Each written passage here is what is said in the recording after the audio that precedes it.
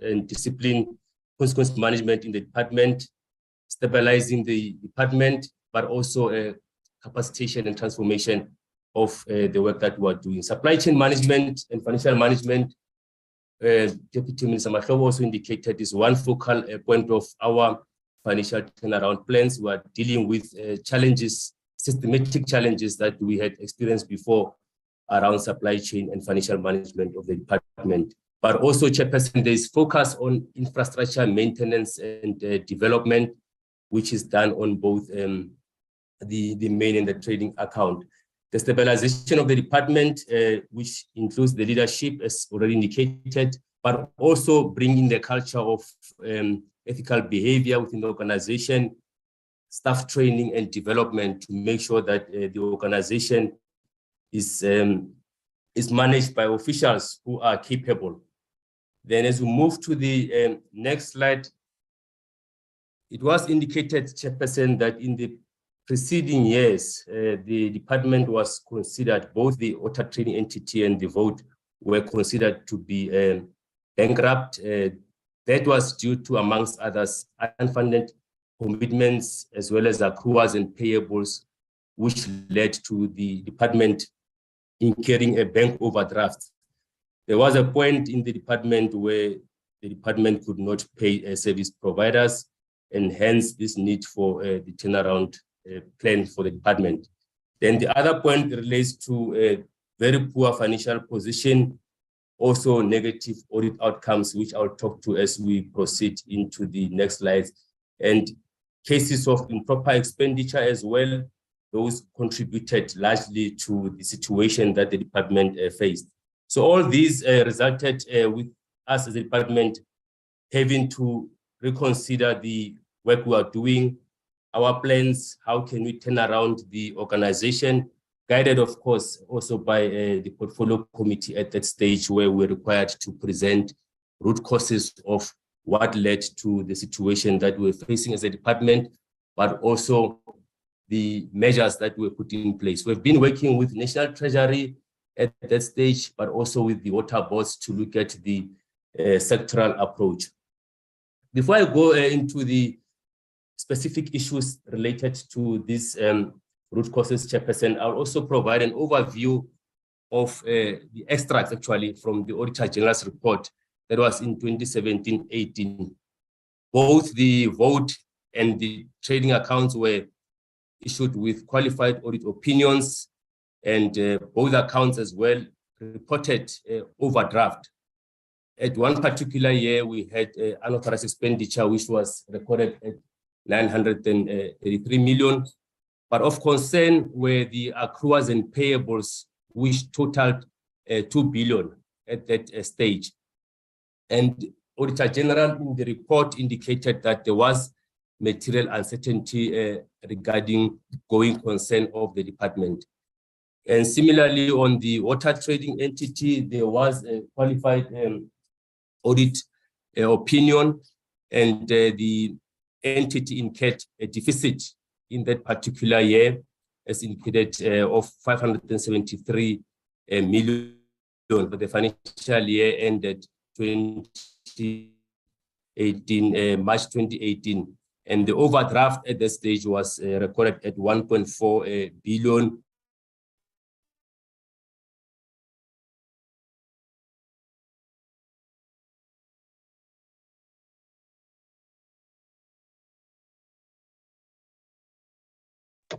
Where are you? You are gone.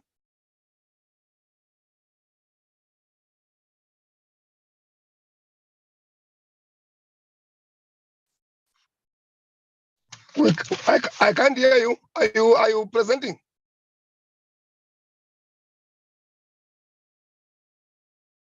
We can also hear him, Chairperson. He's gone. Franz, are you still there? We need to be assisted by the other DDGs then, through you, Chair, because we can't hear Franz now. Yeah, I'm sure they hear you. Tabi saying in the meantime, you can proceed while Joy, you try to get Franz to connect again.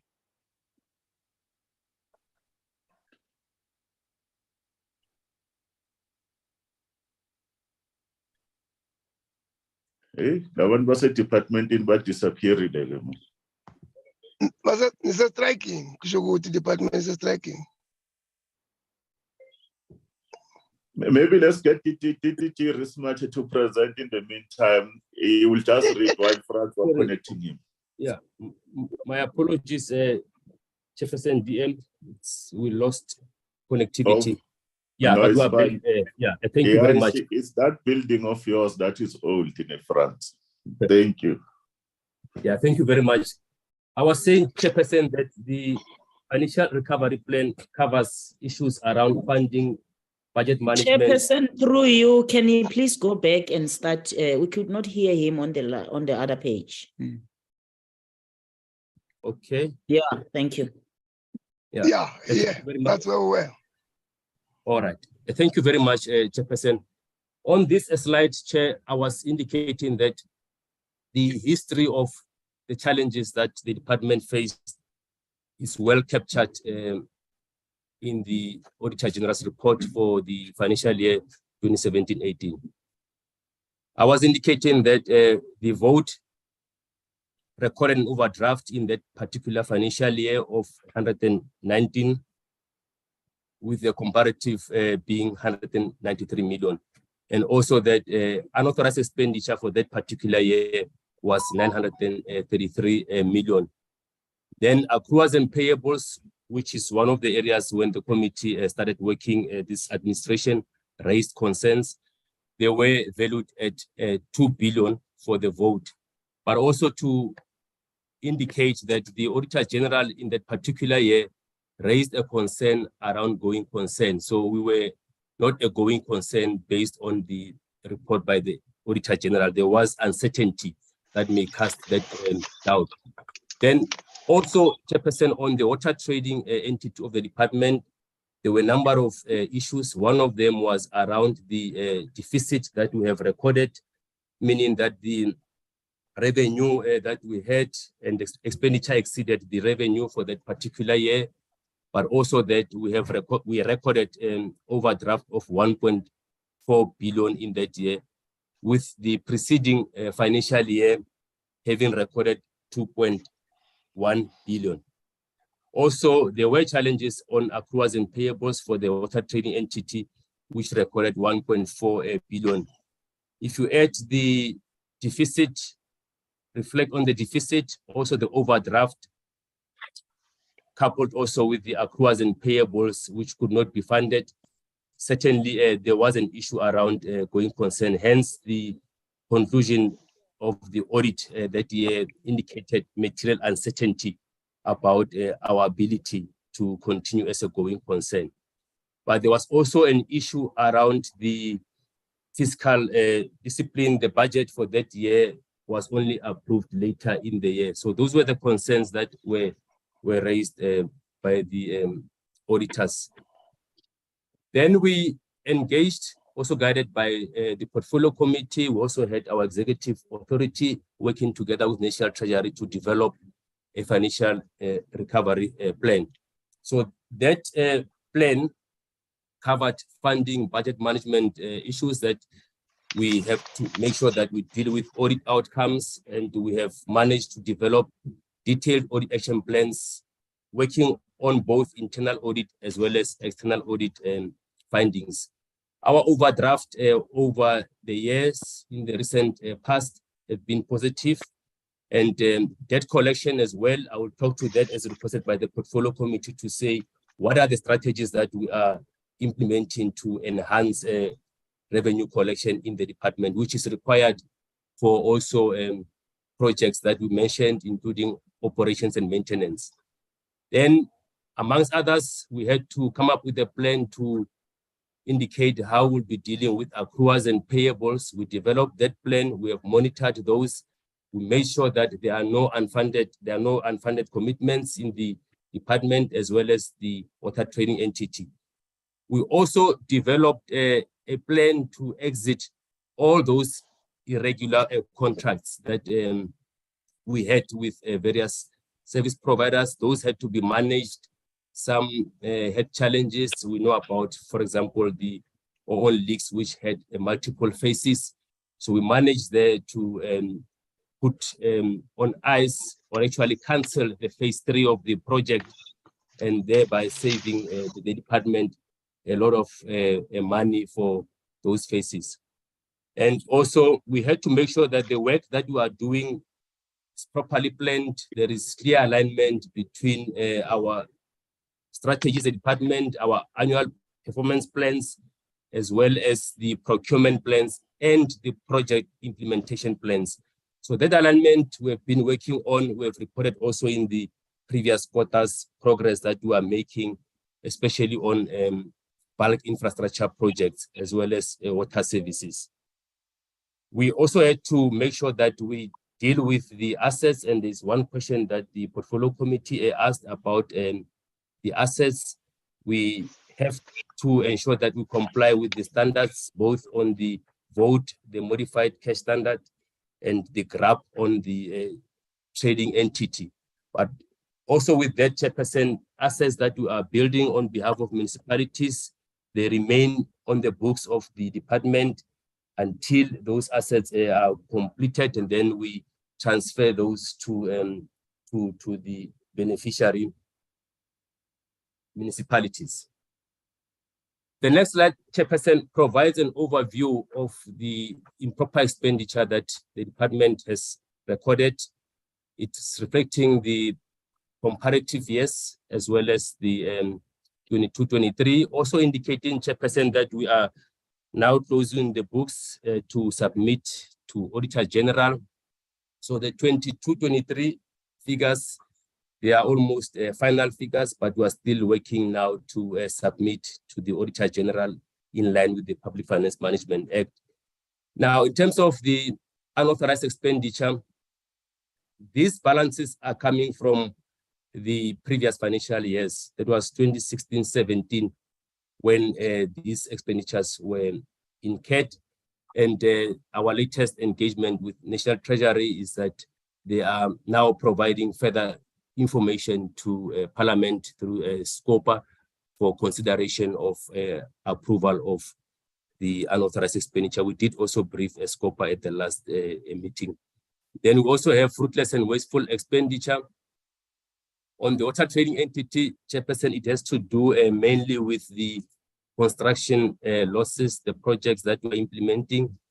There are already investigations to determine the root causes of some of these costs that we required in terms of the PFMA to do an assessment and determination as to why these figures are as they are. But most of them have to do with costs that could not be capitalized on projects.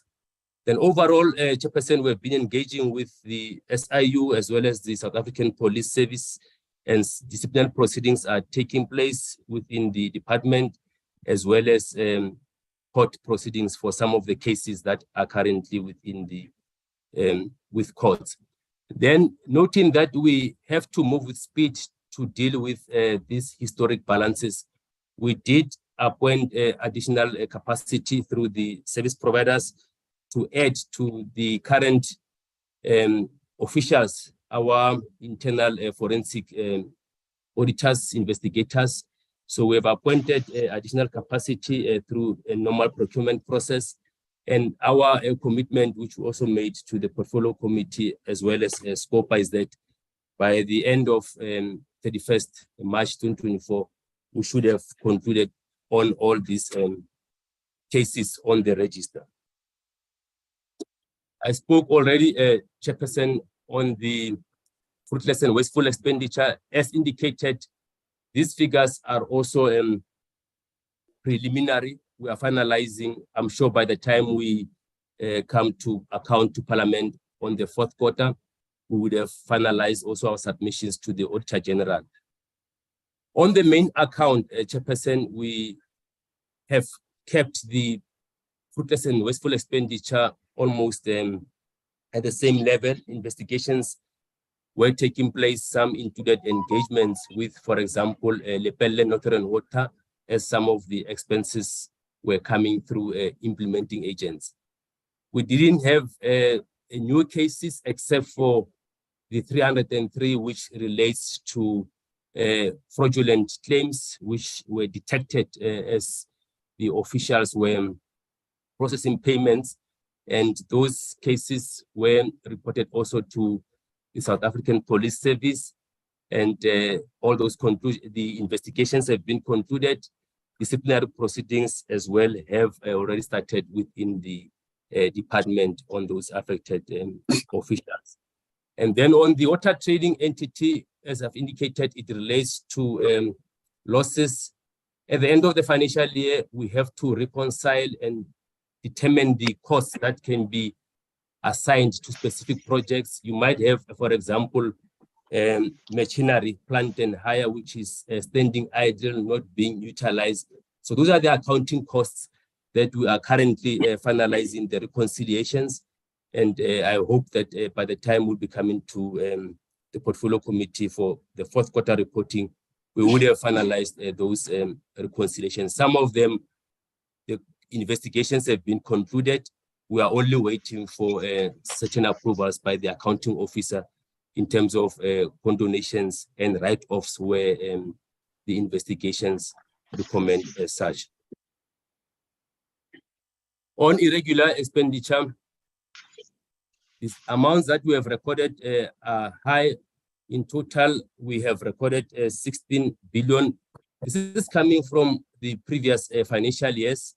And we did submit to National Treasury, for example, on Guyana, which I will talk to, a request for condonation. That was in the early days, Chairperson, as we engage in Treasury, trying to also be on the same understanding with Treasury around the condonation requirements.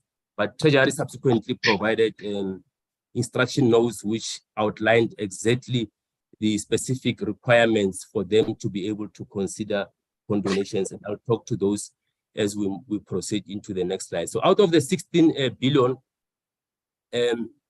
we did submit 138 million now with National Treasury. 8.2 billion was referred back to the department by National Treasury that we should finalize some of the concerns that they've raised, but mainly they have to do with investigations by the police as well as court cases.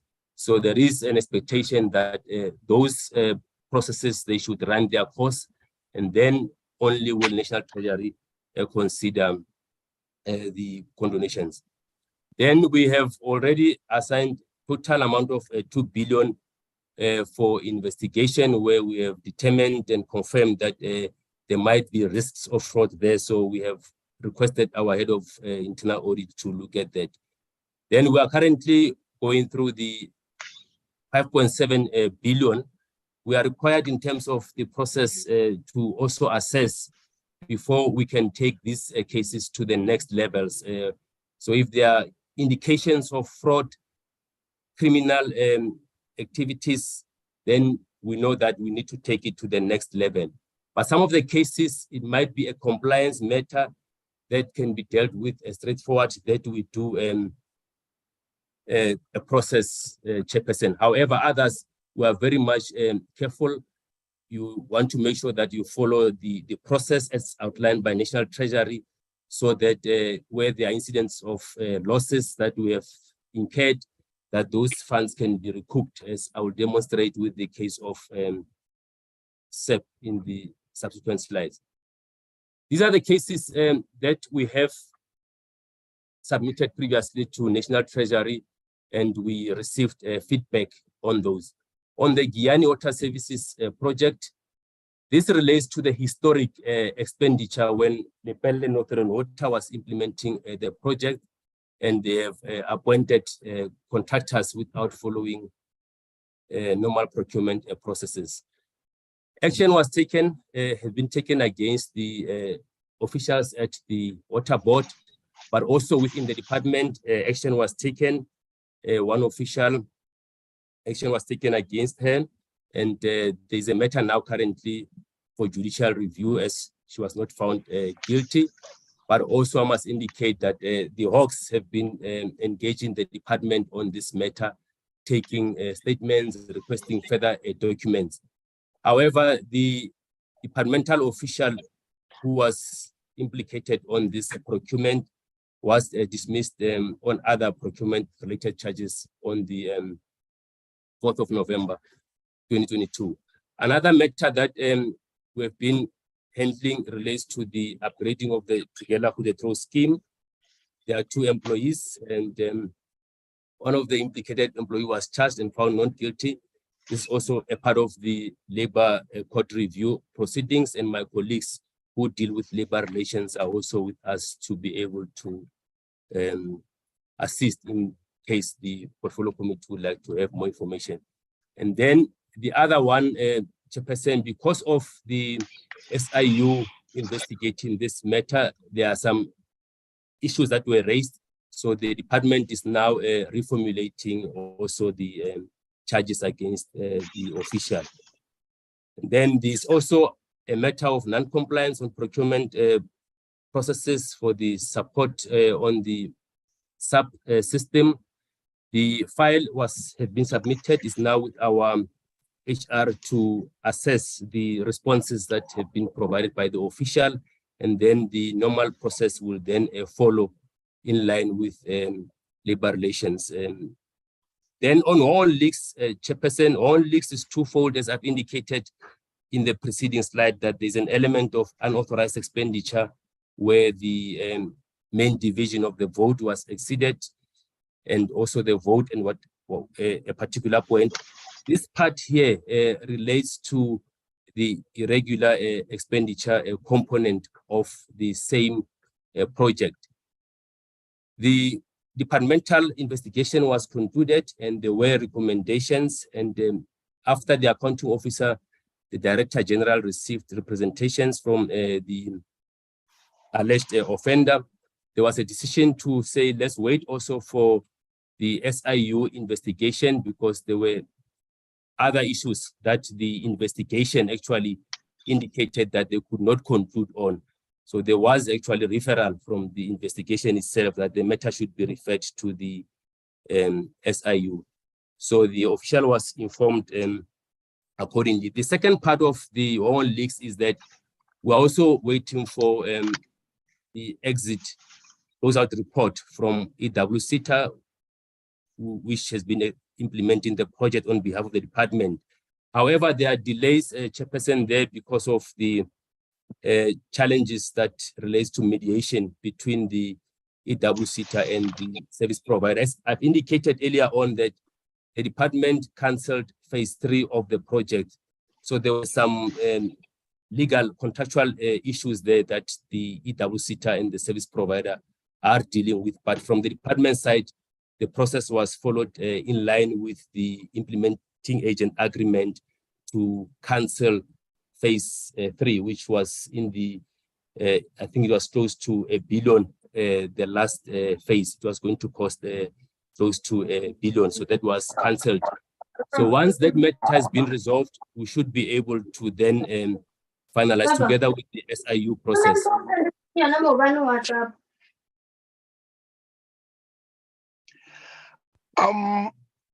Can we switch off that slide, that person?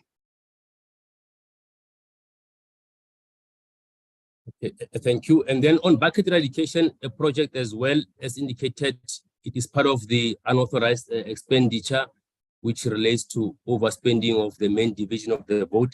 And this part here is also a irregular expenditure component of the bucket eradication project. There is investigation was done, but there were concerns around evidence which was insufficient. So the decision was taken also at a particular point by the accounting officer that hence let's for now not pursue the disciplinary action so that we can finalize all those other issues that are remaining that have been raised that led to this insufficient evidence. But also we are required by National Treasury to provide a report that can prove that we did derive value from the project itself. So this is a key requirement for a condonation, so that if there are any losses on this project, appropriate action must be taken to recover such losses. So that is where we are on the bucket eradication, and the project is scheduled to be concluded as we have committed to Parliament in this current financial year. The financial advisory services, this had to do, Chairperson, with the payment that was made historically to a service provider, and where it was confirmed that there wasn't really a value for those invoices which were approved at that particular point in time. Action was taken against the officials, and subsequently some of the officials did resign, and one official also took a transfer or new job opportunity at Gauteng Provincial Treasury. This matter is still being pursued from two angles. The labor relations part is the one that is being dealt now with the official, which is in line with the Public Service Act. Our Human Resource Department is constantly working with their counterparts, and the accounting officers being provided with ongoing progress. For the other officials who have left the employ of the state, we also have the matter now with the South African Police Service. Also, we have opened that case. They have been investigating the matter, but I must also confirm that the matter is before court. So the other issue, the hearing for the official that we are referring to as still being in the public service, as indicated, there has been scheduled for the 22nd to 29th May and also 7 to 9 June. So there's continuous engagement from the side of the department to keep track of where this case is so that it can be brought to finality. Also, we're engaging the police. Then the desalination plant, the one in Richards Bay, we did, Chairperson, conclude the investigations. It went through the process, and then ultimately hearing was held when one employee was found guilty, also dismissed, and there's one hearing that is pending for one of the officials. And there are other issues that are being dealt with.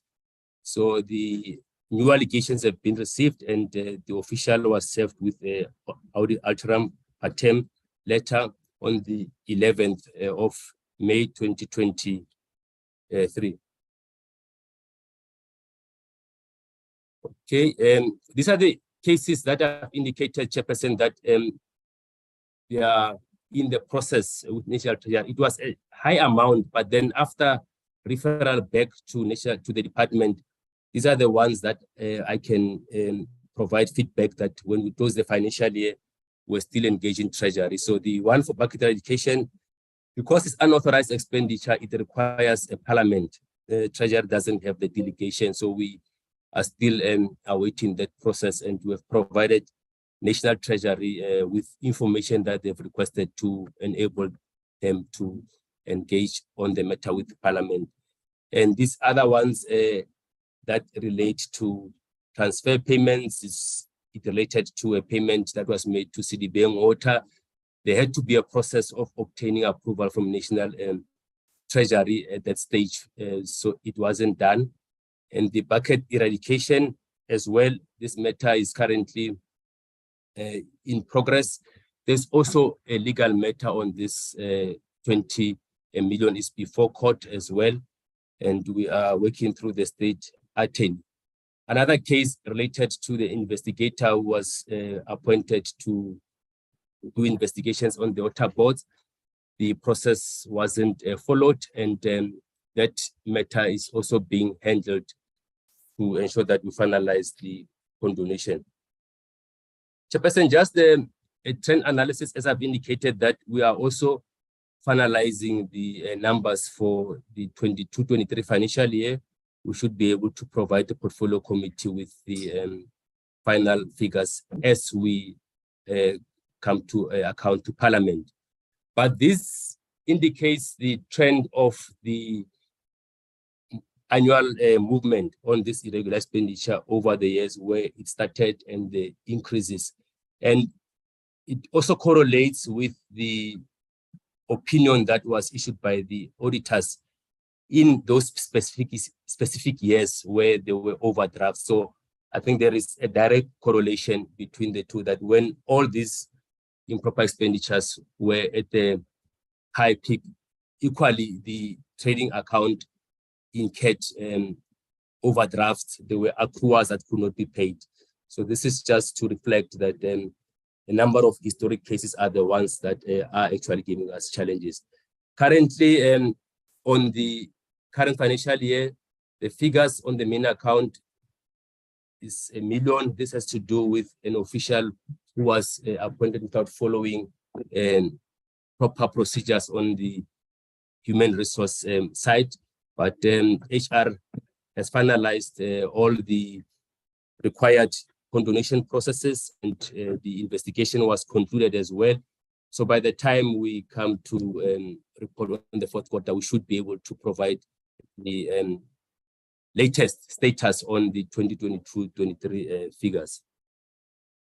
The next slide, Chairperson, provide an overview as we were analyzing all these cases over the years to say what are the concerns, the deficiencies that we have noted in the procurement processes. So there were a number of deviations. The first one is that if you have issued out specifications to the bidders, when you evaluate those tenders, you are required to evaluate those tenders in accordance with those approved specifications. You can't change scope of those bids just in the middle of the process, or that they are approved by officials who are not delegated. So these are historic reasons that we have identified. And the reason for us to also go through this was to make sure that we identify the root causes and also come up with appropriate policies and procedures that will help us to avoid repeat of this. So this continues. One of them had to do with SITA, where SITA processes were not followed, where you are procuring IT-related services.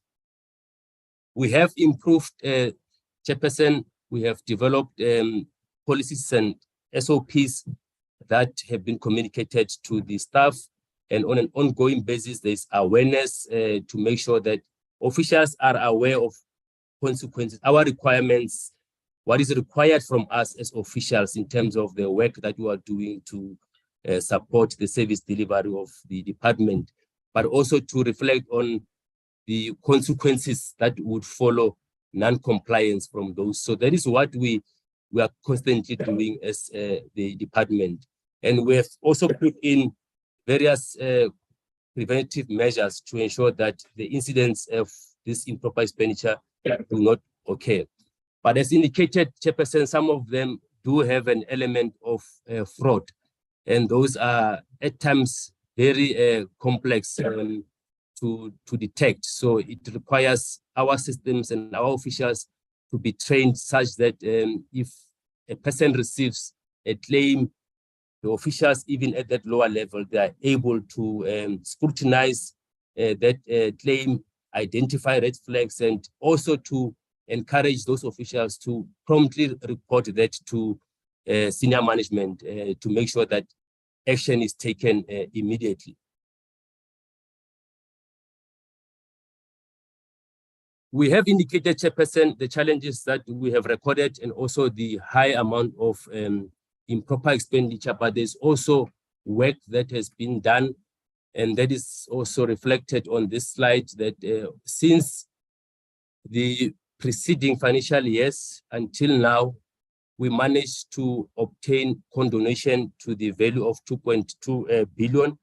And as I've indicated, we are finalizing the 2022 financial year. So the figure, I'm sure as we come to Parliament again, would have changed. But it's just to also indicate that, yes, there are challenges, but we are also making progress. And all these cases, we are required, there are requirements that Treasury has set before you can obtain approval for condonation. I've just listed them there, that you must first confirm, and also if there are issues of fraud, corruption, or other criminal conduct, those matters should be reported to the police. And then we also need to have case numbers to prove that we have actually taken that action, and that there is no loss. Once there is a loss that was incurred and that value for money was not really achieved, then you need to find ways of recouping those funds. So there won't be any condonation until those. Equally with disciplinary action, that must be taken before any condonation can take place. But we are also required to demonstrate what have we put in place as remedial actions to make sure that these circumstances do not recur. Chairperson, that concludes the first part, and I'll move to the debtors part, the raw water debt. We have engaged together with the portfolio committee previously, briefing the portfolio committee on the measures that we are putting in place to strengthen credit control. We are reflecting the water sector approach, not necessarily the departmental. We work with municipalities as well as the water boards. So we've been working with National Treasury. There are instances where equitable share would be withheld for non-paying municipalities. These municipalities are also required, Chairperson, to make sure that in their budgets, before council approves those budgets, that they do make provision for paying. We have to enter into agreements with them. Yesterday, I was in engagement with a number of CFOs, including Lekwa as well as Mopani, where they were actually moving to have their agreement signed because they have to present those at council. So the IGR intervention is also giving us a positive progress here. Credit control measures, we have standardized that debt recovery processes. We have put together the SOP that we have shared also with some of the provinces. And then there's consistent, this will include consistent enforcement of water limitations or restrictions on non-paying municipalities. Then the issue of legal action, that is the last resort, Chairperson, is after we have exhausted all the avenues, including the IGR process. Bulk prepaid meters, the intention to install those by the water boards in municipalities with a poor payment record, but also to share with the committee that our minister has been in the process of consulting with the mayors. There were letters issued to them, written to them, sharing with them the processes that we are engaged in, and also the support that we require from them. So in addition to all these normal credit control measures that we are implementing, legal action, I must emphasize the issue of intergovernmental relations. We do have those processes where we work with COCTA, SALGA, as well as the National Treasury. An overview, Chairperson, of where we are, as I've indicated that our year-end figures, we are still finalizing. The final figures for the end of the financial year will be part of our reporting for the fourth quarter. But this presents an overview of our trade debtors as the department, the water trading entity. So we closed preliminarily now at 25 billion or 26 billion, but over the various months we've been billing as well.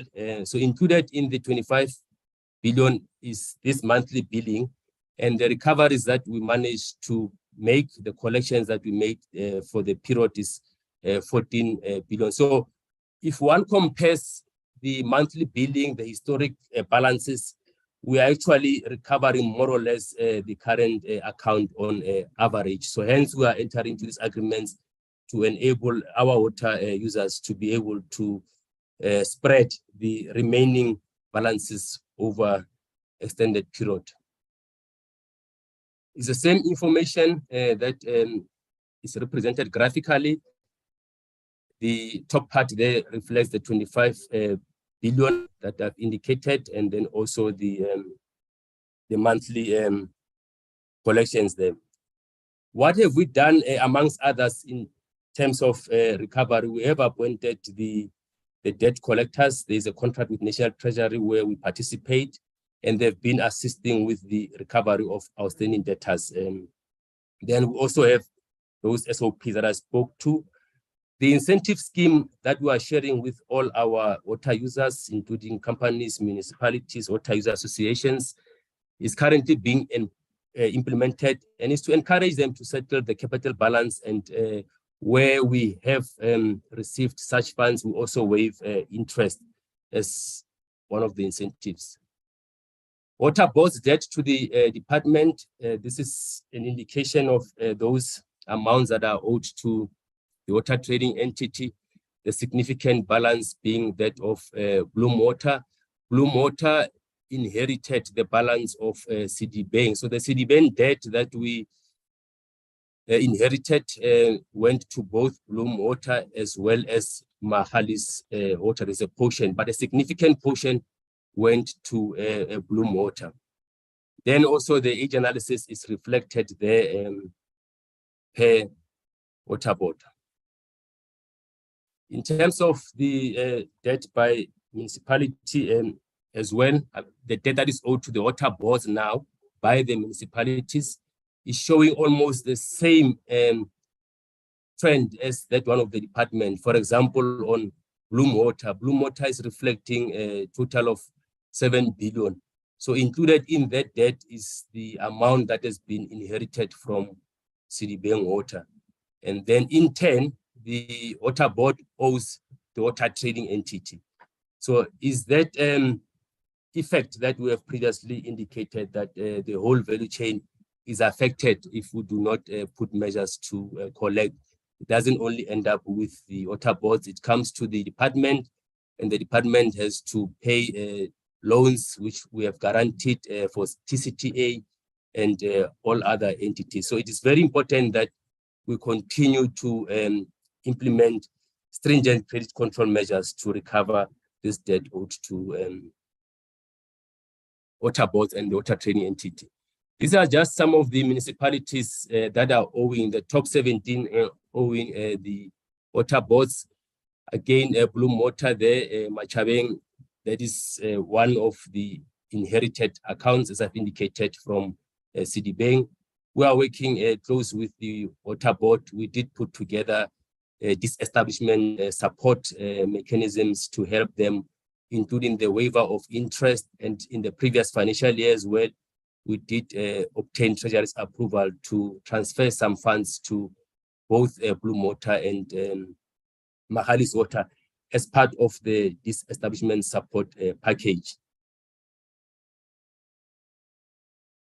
In addition, Chairperson, we do have debt repayment agreements that we entered into. This is just a synopsis of those that we have. And so far, we have received a total amount of 434 million out of the 2.6 billion. The customers, they cover all the spectrums. You have those that relate to municipalities. You also have companies as well that we have entered into agreements. So we are increasing the list, and we're encouraging also a culture of payment, not only with municipalities, but also with companies and water user associations, especially that, Chairperson, these funds are really in need if you look at the challenges of loans and interest that we have to pay to the lenders through TCTA. Any default that we have on those loans is having a rippling effect again on the fiscals. So government really have to do its best. This is what we are trying to do to recover as much as we can. Then there was also a request that we share the sustainable water and sanitation infrastructure between the different spheres of government. The Director General did share this slide, which reflects the key functions of the department, national as well as a local government, us being the department, the bulk water supply and the distribution water services being now at the bottom of the this slide. Then also our role there is also defined there that we regulate, we also own and operate. So ownership does cut across the different spheres of government. We also work with water user associations. They operate some of the government schemes as well. Some of the schemes that we are still having, we still have to transfer to municipalities. Those require us to ensure that there is a capacity at the level of municipalities to be able to operate and maintain those schemes. And there's also pricing, which is outlined there that the minister says water tariffs in terms of the pricing strategy with the co-approval of the Minister of Finance. The challenges that we have indicated, Deputy Minister Mahlobo also spoke about the emerging risk of underspending, which he indicated, of course, that we have put measures which will also present to the committee when accounting for the fourth quarter, what we've been doing to deal with those. We did present in the preceding quarters. But the slow-moving project implementation by our contractors and monitoring have been a challenge. We've been putting capacity measures that to improve the work that is being done by our implementing agents. We have presented before also through the minister what is being done to actually improve the capacity of our implementing agents, in particular the water boards at governance level, and also operationally we work together with the CFOs, municipalities as well. It is important because the funds are appropriated to the department. So we cannot separate ourselves from some of those challenges. Of course, there are clear delineations of responsibilities, but there's no dual accountability here. We report as a department on these funds that Parliament has approved. Bucket eradication, we also reported the challenges. We committed to the portfolio committee that those will be concluded in this current financial year. And we have dealt with community unrest as well. Is one of the challenges. We have had ministry at various communities assisting us to deal with some of the issues that require their intervention. And those chairperson have yielded results. We've seen unblocking of those bottlenecks where we had community unrest, but also we have put in programs now to make sure that we sustain those community engagement programs so that we don't have recurrence of the challenges, whether be it allocation of tenders, be it issues of local employment.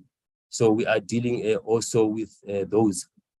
Then some of the delays with the appointment of contractors, as I've indicated, that we are working very close with the implementing agents. So we are no longer seeing ourselves as being separate. If you have a municipality, you have appointed as an implementing agent, I'm required as well to constantly monitor and ensure that the funds that we are giving to that municipality are being used for the intended purpose.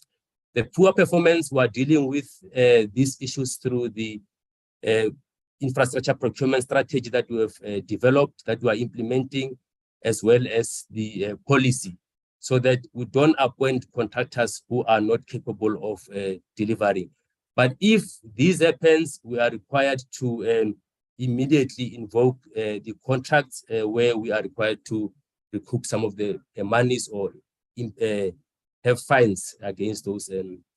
So these are some of the mitigating plans. Chairperson, I spoke to some of those that we are working together with those implementing agents, capacitating water services branch with engineers and project managers. That is what we are doing now to make sure that as we collaborate with the municipalities that we share also lessons learned, we share the capacity that we are having to make sure that this infrastructure that we are building for those communities is built speedily at the right price and also meeting the expectations of those communities. Continuous participation, community engagement is important. Local communities, that is one lesson that we have learned, and there are water sector support units in the department that are also helping on that. We are also working on the revised acceleration plan for bucket eradication, and we should be able to present progress as we come to Parliament again. The department, Chairperson, as I've indicated, we have adopted an integrated approach in all the projects that we are implementing across the various provinces. And also we have our provincial offices now being capacitated to have direct liaison with Proctor and also to make sure that they work very close. We don't have that wall between us and the municipalities. And then we're also using the green drop, blue drop, and the no drop instruments to develop intervention support packages for those municipalities. So our focus now is service delivery. As we are saying, we are now maturing on financial management and enhancing our service delivery programs. That is the challenge that we are trying to receive to deal with. In terms of the numbers, just an overview of the transfers we have made over the years: 10 billion for the 5 Bs under a regional bulk infrastructure grant, as well as 19 billion for water services over the years. So a significant amount of money has been transferred to the municipalities. Hence, those measures that we have put in place to make sure that we follow through on the money and be directed by service delivery. We also have those indirect allocations where the department will then build the infrastructure. Those allocations on the Division of Revenue Act are under Schedule 6B for both the RBIC and WISIC. So these are the allocations over the years per province. We presented also the budget to the portfolio committee. In Chairperson, as indicated, our improper expenditure, we are aware that we should prevent this. So we are working very hard to make sure that incidents do not recur and that we clear the backlog of those historic cases, and also exit the contracts that are irregular. As I've indicated, some has to do with implementing agents, be it at Lepelle or EWCTA for all leaks. So we are finalizing those. But most importantly is that we have also put in place stringent cash and banking management controls. So none of the officials are permitted to commit the department without adherence to PFMA and treasury regulations, to avoid what we have seen before of our liabilities exceeding our assets. Investigations, we have made progress, and there are detailed reports at lower level that the department will be able to share with the committee. But we also continue, Chairperson, this second last bullet, I mean, the bottom second there is very important, because the reason why we need to be very thorough with complying with the requirements for condonation is that if you don't do it properly, you might end up writing off some of the expenditures that you might think that it was just a compliance issue. But if you subject it to thorough investigation, forensic investigation, you are able to come to appropriate conclusions where forensic investigators can prove that there was actually fraud, there was corruption. And in that case, we are able to recoup such funds. A good example is the one on the subcontract, where those thorough investigations were performed, and we managed to recoup those funds, and the remaining balance, we also have an agreement with the service provider there to pay it over 36 months with interest. So this is not only done on the subcontract, there are other cases that we have managed to recoup money. Similarly, with those claims that I'm saying they are fraudulent, be it an SNT claim, we are required in terms of the Public Finance Management Act to recover those funds. But what is key, Chairperson, is to prevent all these incidents from happening. And that is what the ministry has been also guiding the department on, that we should deliver our work, our services with due care, that we maintain professionalism throughout. But we are also looking at the entire value chain. So all the work that we are doing now, supported by the ministry, is across the whole value chain, not only the department. Thank you very much, Chairperson. Dear Marshall, thank you. Chairperson, that's the end of the presentation.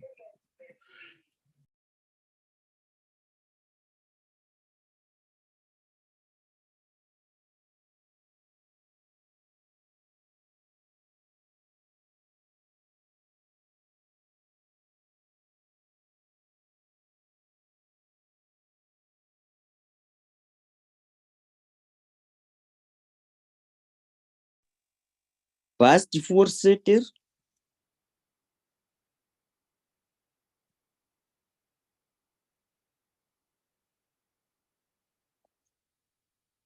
Voorzitter.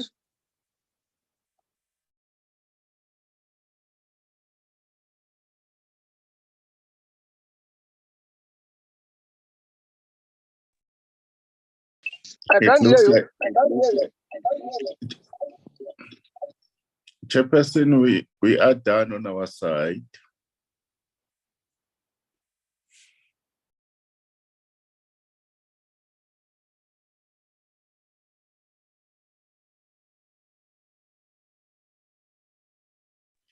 Franz, please remove the slide on the screen.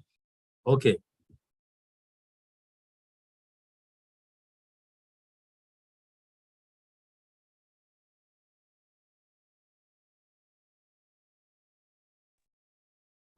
Thank you very much. Thank you very much. Thank you very much. Oh, what's happening? Oh, what's happening?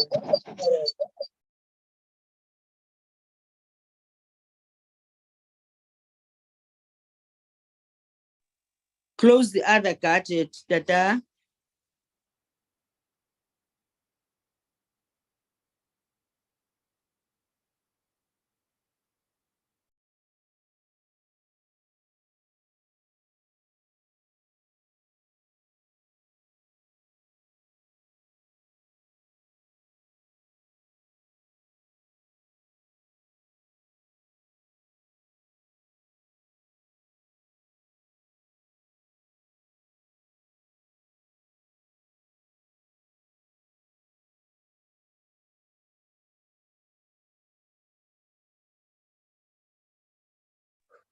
Secretariat, help us with the chair. We can't hear you.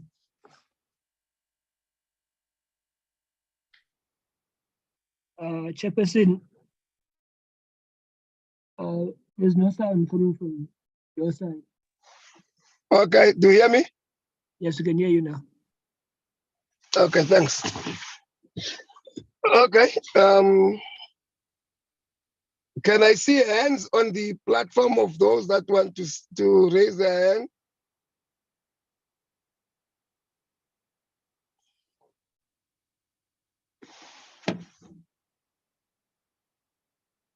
Okay, I don't see hands from my side here. Do you see anybody whose hand is up? It's Honorable Mohlala's hand is up. Memutala? And Honorable Tseki and Honorable Sihlwai. I recognize Honorable Mushala, Honorable Tseki, and Tseki of Tseki. Honorable Tseki and Honorable Sihlwai. Okay. Memutala? No, thanks so much, Chairperson, for the opportunity. When we started with the presentation, the Deputy Minister, Honorable Mahlova, said to the CFO that they are in the building, that rented building, if I heard very well. So my question, let me start there. When will the department construct its own buildings rather than don't ask questions on something that is not presented, Mushala. That thing no, was not I'm part asking of, so that I guess the department is here, they will ask. no, So- that was not part of the presentation. Don't So ask how that much does question. it cost to lease buildings? No, Mushala, don't know. That question is not the right question. It was not present. It was not part of the presentation. Okay, let me move, Chairperson. Chairperson, I was a bit concerned about the issue of the advisory panel, where they say somebody was involved in the corruption this side and is now working at the Treasury Department in Gauteng Province. So if a person was involved in a corruption and misappropriation of funds, it raises serious ethical and legal concerns. So the public sector have code of conduct and regulation that govern the hiring and the retention of employees, especially when it comes to issues of corruption. Maybe can they take us through what is happening in this regard? And then can they also assist us with the charges that were transferred to the Gauteng Provincial Treasury in accordance with Section 16B of the Public Service Act regarding the employee's case? Another thing, Chairperson, is the issue of the desalination plant in Richards Bay. The case is a long time overdue. Today we heard that one case is completed and the other case, they are still gathering more evidence now. So please, can the department also on this one intervene, because they must also acknowledge the principle of justice delayed is justice denied. The more we are taking time, we're going to be denied justice as the people of this country, because so much money was abused or in the cases. Another question, Chairperson, although we're talking about financial turnaround strategies today based on historical debts, but I don't hear the department talking about governance challenges, which result in financial challenges. The department always provides a literal interpretation of its work. There is no correlation on how and why governance aspect across the value chain. So, Chairperson, I would like the department to respond on the following question. What are the key governance challenges that affect the provision of water and sanitation services in South Africa? And how have corruption and mismanagement impacted the water and sanitation sector in South Africa? What are the key institutional and regulatory constraints that are affecting the delivery of water and sanitation services in South Africa? How have political factors affected the implementation of policies and programs aimed at improving the water and sanitation sector in South Africa? What role do political interference and instability play in the delivery of water and sanitation services in South Africa?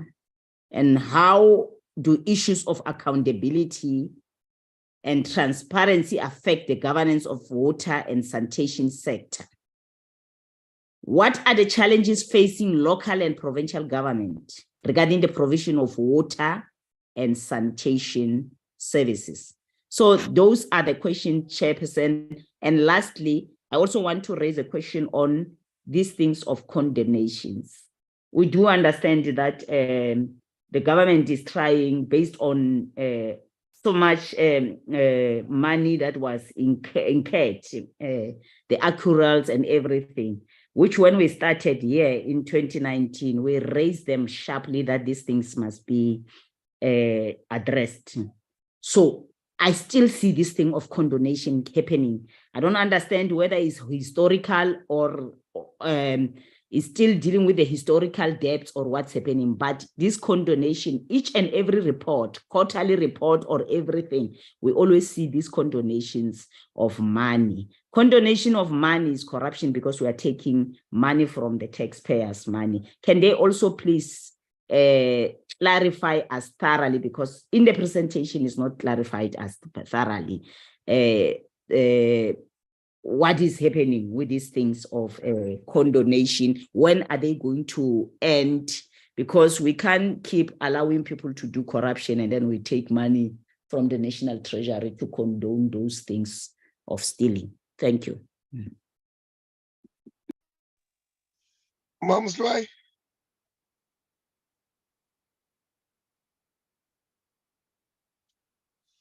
Honorable Slwai. Is it not Secretary? You. Okay.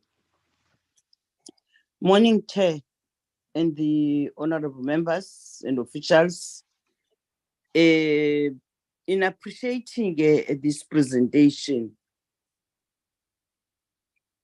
although the presentation in the Xhosa language is in Ngquva, the presentation is not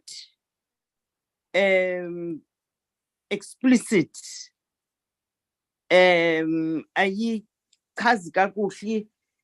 It's yes, nje ngamagama esingisi.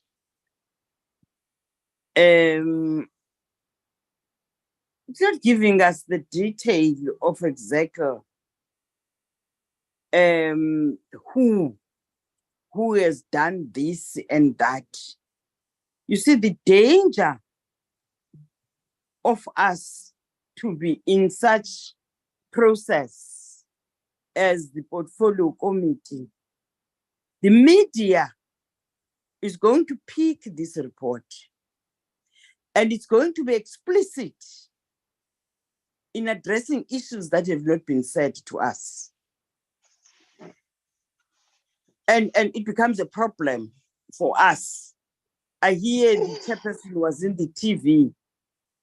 The chairperson could be called out of this report to be asked about these contractors that have done this and that and that and that, and these officials that have done this and that. And the chairperson will be numb. He doesn't know. I so wish that there could be another process, even if it's a closed process. I want to call it that we are taken through on the issues. I will raise some of the issues that I'm not comfortable with in the presentation. Chair, there's an appointment of contractor workers and panel of professionals to augment. I may not have a good understanding of that word in this particular area, to augment the investigation that's being done. If I could get clarity, what does that mean? What are they doing? Also, there are new cases that have come to the department. I could not get those new cases. I am clear about our background, historical background, when we arrived in the department in this term, how the department was. Also in appreciation, the work done to date. When we arrived, we were like street kids as this department. Parliament didn't want to listen to us, and no one wanted to listen to us. We were stopped not to present the budget. Remember, we knew we don't know what has happened. But I think we could be stronger today having received this report. Thank you very much from the DM and the minister and the DG. There's an issue that talks about the bucket eradication. And the case was dropped because there is not sufficient evidence. Now, my worry is that what instigated this? You see, because here, surely this has gone to a particular individual who's been alleged. Then the case is dropped. What instigated this? Where does this come from? The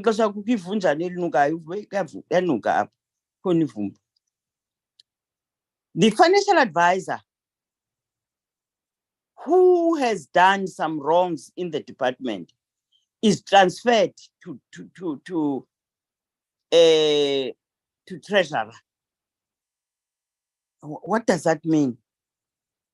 Because to me, that is a financial delinquent person with liability, but now he's transferred to another department. Can we get clarity why? It's like municipalities municipal managers who are doing wrong things in municipalities, and they are taken to other municipalities or national or provincial department as the best man. What does that mean? The issue of desalination, I really don't understand that area. If I could be clarified, I don't know what happened there.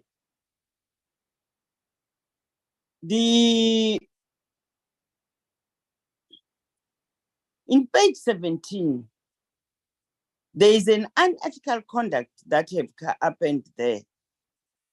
You see, they could not such an action, and the official behaves the way he has behaved, and there is no consequence in that. Perhaps we need to get clarity what happened there. I hear the turnaround strategy at the Metro and the chairperson. There's something that department is not explicit about.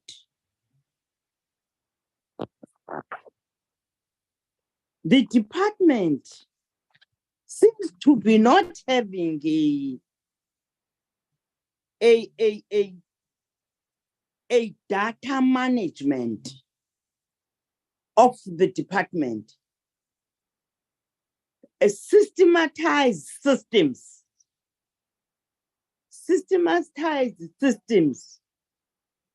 that should be developed to execute, supervise the plans and policies, the programs and the practices of the department.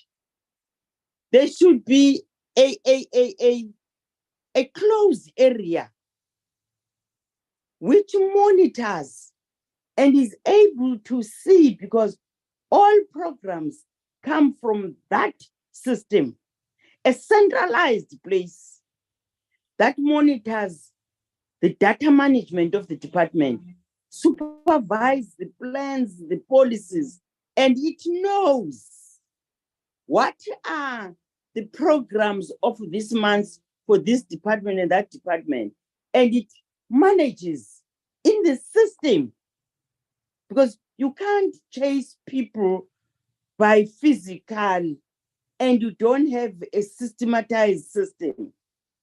I am not getting that as an integrated monitoring strategy for the department to protect what has happened, not to happen again. I could not get that, because I see the drips and drops on how the department wants to do it, but you do not have what is a government system that should be departmentalized centrally to monitor in the overall and stabilize problems that have happened in the department in terms of the corrective measures. I am not getting that, Chair. Anyway, I thank you very much for the presentation. Zeki.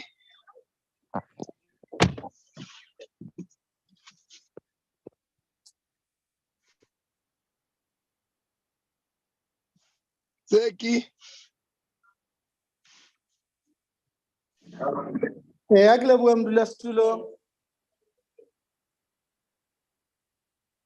Just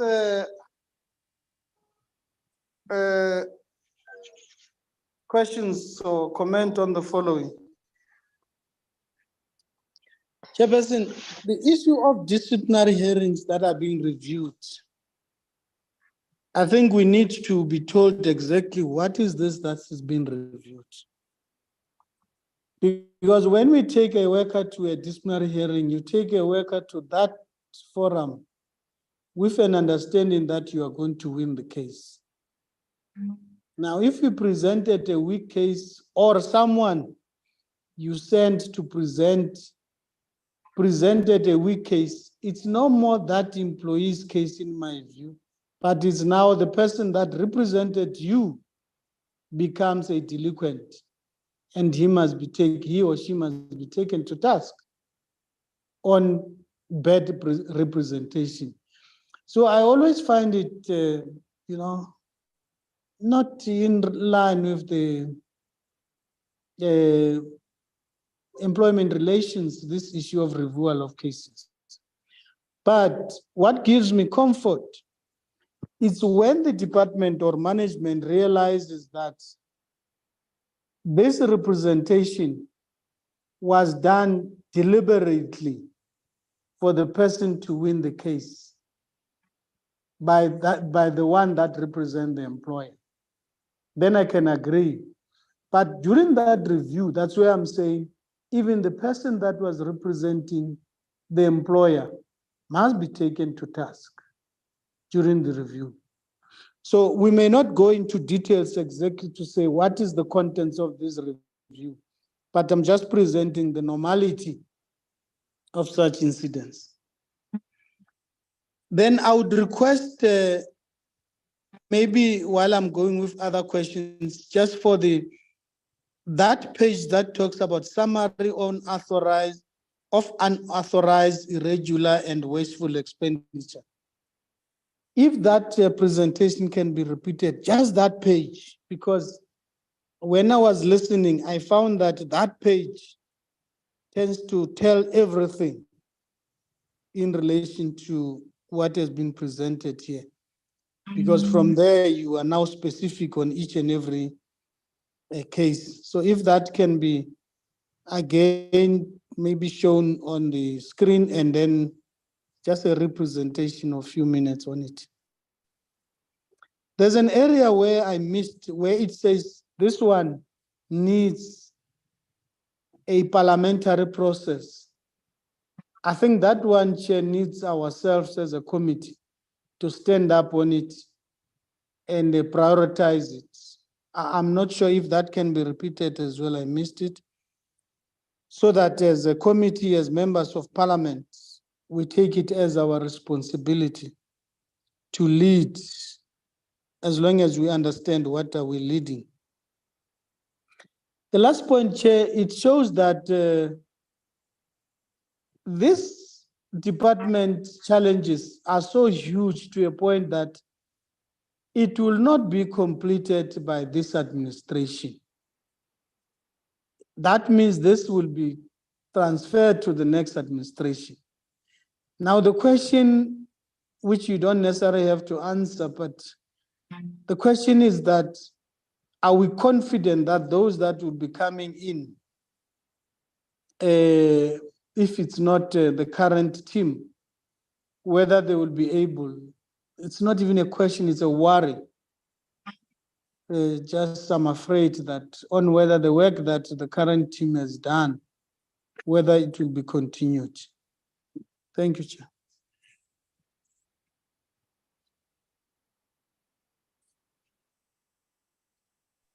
Thank you very much. Just one or two comments also from myself before I went over the report for answers. Minister and the team. Firstly, we must appreciate the turnaround thus far from where we were in 2019 to date. Big progress, very positive progress is done. We can talk of the department that is existing, of course, with all the challenges that they have. For that, we must thank you, the department, for having practiced that particular acumen of wanting to change things. But with that in mind, Chair, my assumption is that there must come a time when you conclude that you are not dealing with an employer-employee relationship or a misconduct of an employee. You are dealing with a political sabotage and a political crime. What Honorable Tseki is demanding that it be presented back to me, it is because he does not want to talk to the issue. That paragraph that is talking about is exactly what must inform you to conclude that this department building up to 2019 was in cahoot, in collusion of defrauding and sabotaging government or sabotaging itself.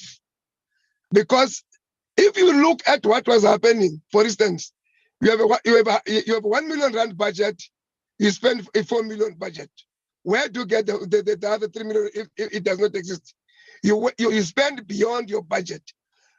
when you are supposed to report to your senior about your budget expectation, you don't report, but you overspend, and you change the scope of work in order for it to allow you to, and this is done departmentally.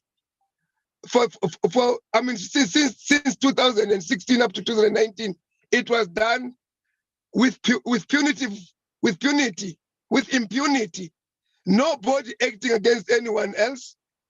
And that is why, if you remember, in one of the report that I gave as the chairman of the department, was that those that have allowed and made this thing possible to happen, they must answer consequences of this thing. Because Deputy Minister Mahlobo, I cannot believe that even yourselves as executive, you could not see that there are wrongs. For 5 years that was happening. Because for 5 years, this department was not doing work for and of the people of South Africa. And there was an executive there. There was of course, deliberately, we did not appoint a CEO, we did not CFO, COOs, we did not appoint the DGs, just to allow these malfeasance to happen. Now, and I'm saying the ministry today of 2019 to date must come to a conclusion where your charges of this misconduct are no longer employee, but they are that of mutiny, sabotage, because this is what it is. How can you overspend or you misuse 9 billion rand, 9 billion, not 9 million, 9 billion rand, and you are being charged as an employee relationship? It is not. You cannot, misappropriate 9 billion rand whilst you are doing work when your budget does not allow you to spend that particular money. So to me, I would want to hear a stronger worded charges rather than, and it must no longer be an employee-employee relationship, as Honorable Sekis is saying, correctly so. Unfortunately, sometimes when we raise this issue, because some of us were involved with labor relation matters, you are being labeled that you are not representing workers. The reality of the matter is that when you go and present a case that is weak, take responsibility. You have signed an agreement that the outcome of the disciplinary hearing must bind on the two parties, unless there are things that are not palatable with the employer-employee relationship. So to me, 9 billion rand cannot be something that somebody has misbehaved in misappropriating that particular money. It's sabotage, it's it is criminal. So the charges must change into something else, and I want to hear what you are saying. But then in the recovery plan, Honorable Mahlobo and the team, I must say that Ekurhuleni, for instance, I want to give Ekurhuleni and eThekwini as examples. They are owing 8 billion rand. They made arrangement to pay back 4 billion rand. They don't pay that particular money. eThekwini 289 million. They commit, they don't pay. But then we are owed 225.9 billion rand. But we bill for 14.8. We only recover 13.9. Not bad, but why are we billing less and as we recover less?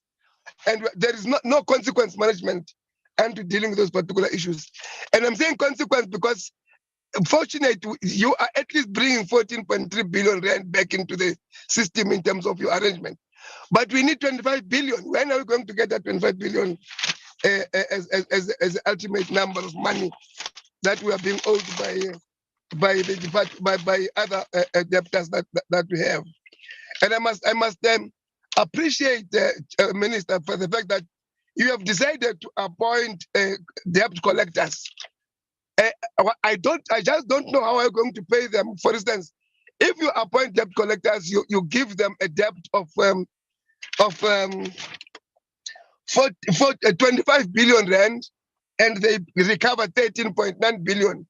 When you pay them, how do you pay them? Or even if when you give them the 14.9 billion that you say is arranged, but they collect 13.9. Now, when you pay them, do you pay them what you have agreed with them, even if they did not collect that which you gave them the mandate to collect, or do you pay appropriately on the basis of the recovery that you have received? And to me, we really need to, Minister, Deputy Minister, to change our approach. This behavior of water and sanitation officials is no longer misconduct of employees. It's political sabotage. People who sat at a certain corner and plan together to rob the state. So your charges, to me, it must change into something different. For instance, you even appoint disciplinary hearings among the senior managers who are part of the process, and they go and misrepresent you to lose the case. It is because they have planned together. I want you to change your attitude towards this employer-employee relationship. It is no longer employer-employee relationship. It is political sabotage. It is actual mutiny against the state. That's my point. You will have had members who raised the issues. Please respond to them. Unless there's another hand that I did not see, let me check. Yes.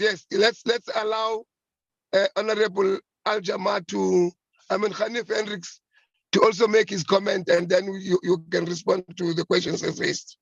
Al-Jama. Thank you very much, Honorable Chairman. Honorable Chairman, I want the Minister and the Deputy Minister know that Al-Jama shares your sentiments. And I don't want to talk long, but I want to talk symbolically. It is time that the Minister and his Deputy Minister take an AK-47 and start shooting. Because like you said, we are at war, and he is the Commander-in-Chief as far as water and sanitation is concerned, and he must start shooting. Thank you very much.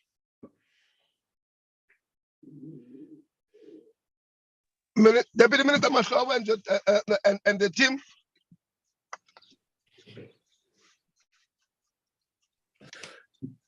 Thank you, Chair. I think what we'll do, we'll firstly allow the officials to respond on a number of issues we have raised. And ultimately, Deputy Minister Shabalala and myself will conclude. Let me allow the CFO, he will also assign other members like DDG Fundagobi and others to respond on some of the issues raised. CFO, you will allocate. Yeah, thank you very much, Person. Thank you very much. I'll start with the questions raised by Honorable Muthala, and then thereafter, as DMS indicated, I will hand over to DDG Mate on local challenges around water services. And then my colleague, Conrad Grief, is also in the meeting. He will deal with those labor relations related matters, including the disciplinary hearings review. So as soon as I'm done, then Mate and then Grief. The advisory panel, this is a service provider who was appointed without following normal procurement processes. So the action that was taken against all those officials who were in the employ of the department. One of the officials, the one that the honorable member was inquiring about, who got a new job at the other department, was also part of those who were implicated within the investigation report. So the issue there, the transgression was is twofold. The first part has to do with us not having followed department, not having followed the procurement processes, but also there were challenges around the value of work that was submitted by the service provider. So it was not commensurate with the amount. In actual fact, the amount that was claimed totaled over 60 million. So hence I said that we are still having a court process as well. So it's over 60 million worth of invoices that were submitted. And these other ones, upon detection, they were not paid. So action was definitely taken against all the implicated officials, even those who have left this process through the South African Police Service. Again, on the desalination plant, this had to do with an emergency procurement that was approved at that stage by the accounting officer. But then when it came back from National Treasury, there was a comment that we could have obtained those other quotations or a process, at least, which would have helped the department to get some value out of the procurement process. So it was also a procurement issue. So the officials who were indicated on the report are the ones that I said the colleague from our HR office will talk to. The governance challenges across the value chain. Yes, there are instabilities. We have reported as well as the department around the water boards. We also have municipalities that are unstable. All those do affect the work of the department. If you were to appoint a municipality and down the financial year, you have challenges where the governance, whether through the leadership of that institution, that there aren't capable people like the CFO who will be able to run the institution, or a municipal manager. So it does affect decision-making. It does affect the implementation of the programs of the department. So there we do acknowledge, and I think we have provided reports to the portfolio committee on what the department is doing to stabilize the water boards as well, and what we are doing together with our sister departments to make sure that the municipalities are also stable, because we do work with them either through direct transfers or through indirect transfers. And then the point on condonations, that we also provide clarity around this process. It's a process where the relevant authority, it could be the accounting officer, it could be National Treasury on supply chain management related processes, where there is acknowledgement of the irregular expenditure and there is a process to pardon. So it has to do with pardoning that irregular expenditure. But now the process requires us to go through that list that I've indicated on the slides, that first determine what caused this, what is the root cause, we must investigate, and then who is responsible for this transgression, and take action against the responsible official. And then thereafter also, you are required to also assess if there was a loss, there were losses incurred. And if losses were incurred, we are required to also activate recovery processes from those individuals or companies. Some affects pensions of officials, some is companies where then we have to go through various processes. And it takes quite a long process. This links to the question around investigations. Why these investigations are taking long. We have to subject this irregular expenditure to all these formal processes so that those officials or resources that are capable, that are professionals, they can investigate, analyze the particulars of this unauthorized expenditure, irregular, fruitless, or wasteful expenditure, and also confirm the facts around the transaction, which will then help us that if there are any allegations of criminal conduct, for example, that we are able to present such evidence to those institutions that are responsible for those investigations. Then the question from Honorable Maskwai also about the service provider to augment the capacity.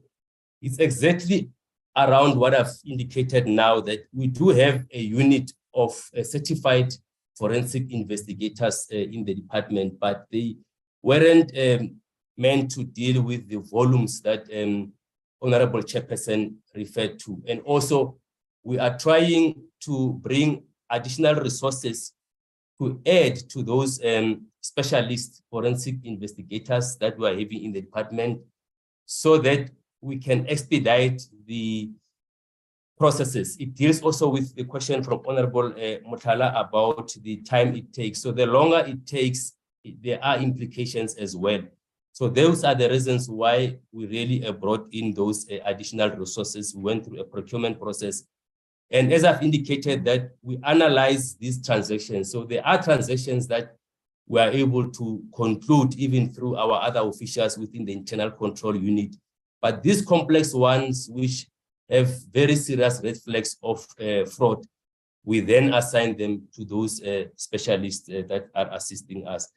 Then the market eradication and service, local challenges on water service, as I said, I will request DDG Marty to talk to those.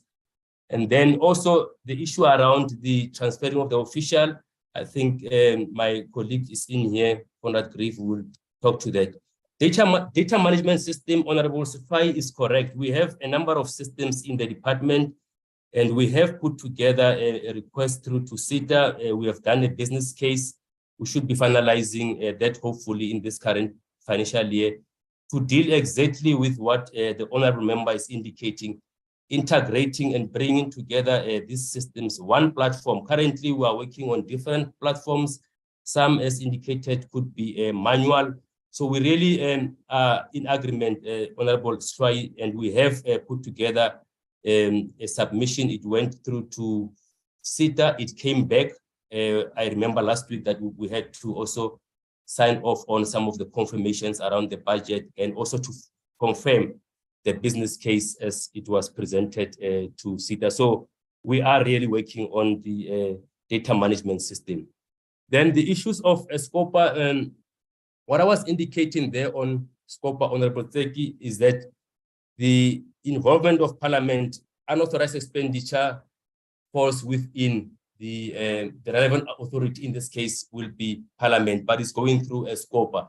So we did, when we were called by SCOPA, a brief SCOPA on the matter that National Treasury has indicated that the submission is with SCOPA. So it is a SCOPA which will be making normal process recommendations to either approve that unauthorized or not approve. And if they approve with funding or without funding. So that was the context of the Parliament involvement on unauthorized expenditure. And then debt recovery processes, also we do note the inputs from the chairperson that the recovery is more or less the same as your current billing. So hence we were saying that we are having these processes where we have brought in also debt collectors. We are dealing with quite a number of a wide range of debtors. They differ, as I said, they are companies, they are individuals, irrigation boards. So the commission that is being paid, those agreements, contracts that Treasury signed with the debt collectors, the scales differ, but Honorable Member Chairperson is correct that the recovery is based, the commission is based on the recovery, and the percentage is stipulated on the contract that has been signed by the service provider with National Treasury, which we also signed as we were participating on the contract. I will request DDG Mate, if you can please talk to the BEP matter as well as the local challenges on water and services. We did provide feedback to the committee, and then thereafter it will be my colleague Conrad Grief to talk to those specific cases. And if there's anything that we have left on desalination plant, I saw that my colleague is also in the meeting, the DG for infrastructure. Maybe you can also add the Leonardo Manas. Thank you. Over to you, DG Martin. Thank you, CFO, and greetings, Chair, and all members and DMs. The few issues that have been raised that I want to address is basically from Honorable Muthala. The one issue of on governance, I think the CFO just touched on that, which basically cuts across the sector where we have issues. I think in local government, the information is well documented on how our municipalities are basically battling, and the department has of recent developed a system to intervene and to support specifically in these municipalities. On the issue that the Honorable Muthala raised on the challenges we're having, whether it be enforcement and compliance, also on the implementation of our project, the issue, Honorable Muthala, it's due to the fact that our municipalities have proven, or results shows without a doubt, that there are serious capacity problems in our municipalities. And even when directives are given, to be specific, for them to comply with whatever notice, we still wait and are faced with a challenge where they are within their capacity still.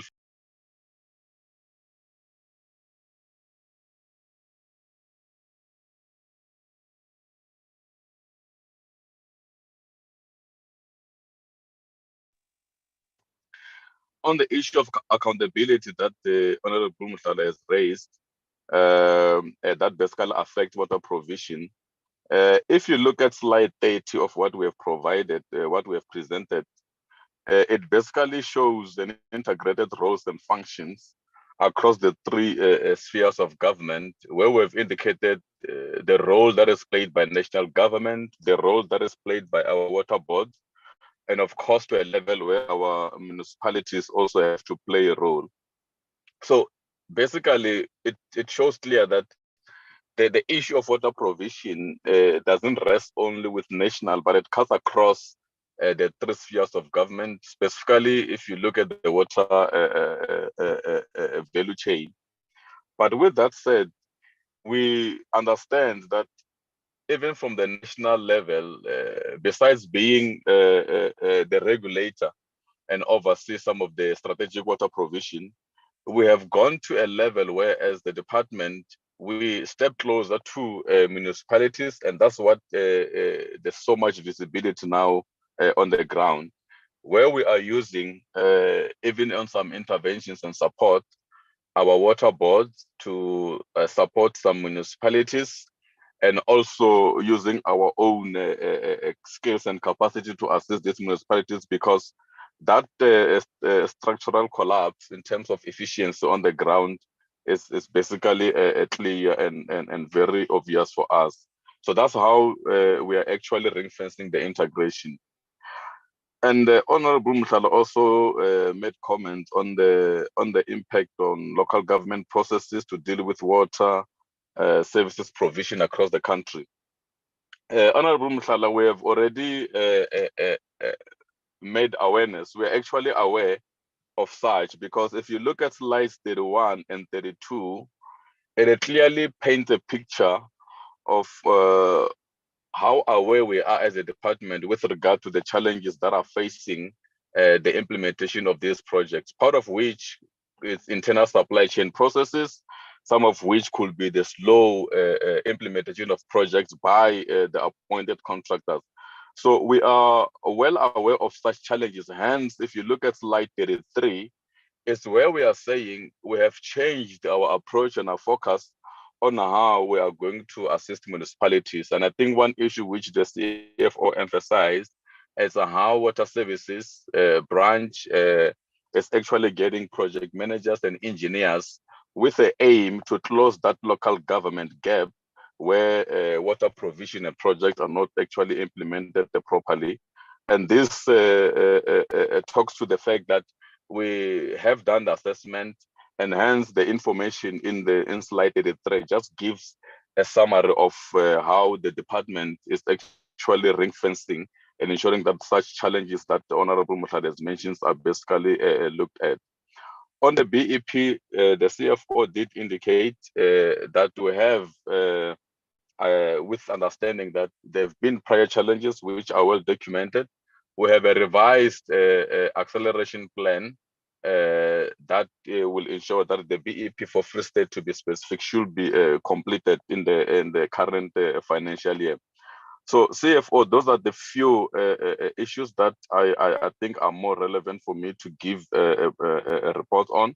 And I think we also appreciate what has been mentioned by the chair on the strides and progress that the department is making on the ground. And I think we do appreciate such comments. Thank you, CFO.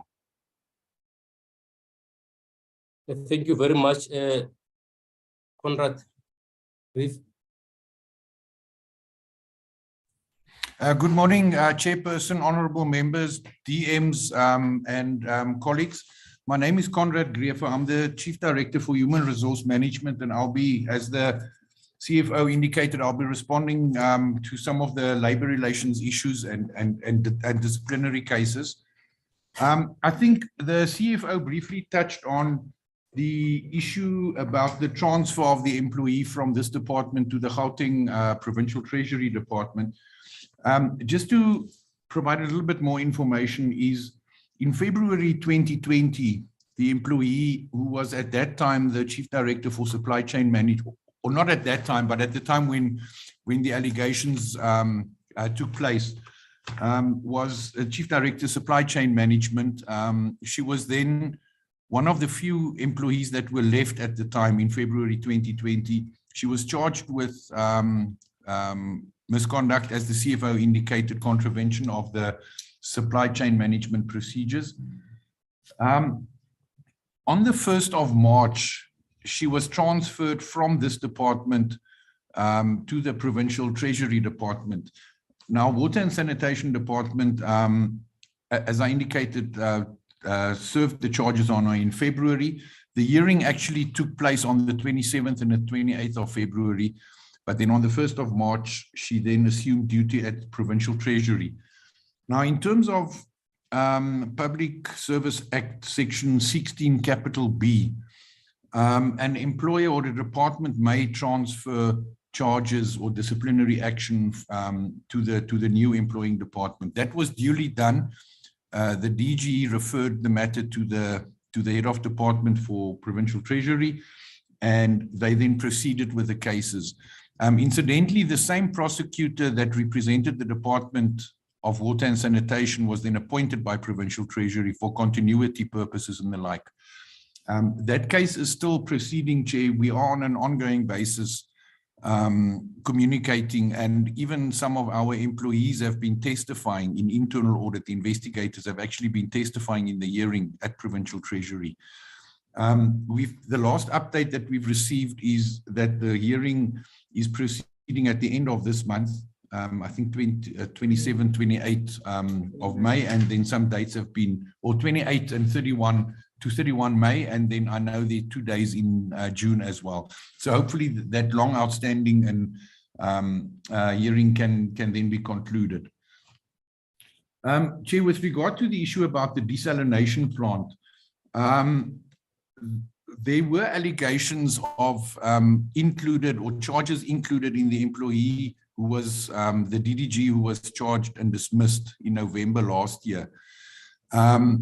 Now, the other employee that is also implicated is still in the department. As we were about to charge the employee, because we were awaiting the presiding officer's finding on the matter of the DDG to look at our prospects, she was found guilty, as I indicated. But as we were about to charge the employee, there were new allegations that arose from other forensic investigations that were done. And as was reported on the 11th of May, that employee was afforded with an intention to discipline letter, an audi alteram partem letter, which he's now been given 7 days to respond to. So as soon as we get that, we will then proceed with the formulation of the old or reformulation of the old charges, but also the new allegations that came to light. Then with regard to the issue that was taken on review, and some of the comments that members have been making about losing cases due to weak representation, with the matter that that was ruled against the department, I should mention that the department was actually represented. There was an independent senior counsel, senior advocate that was appointed to preside over the matter. The appointment was done through the Office of the State Attorney.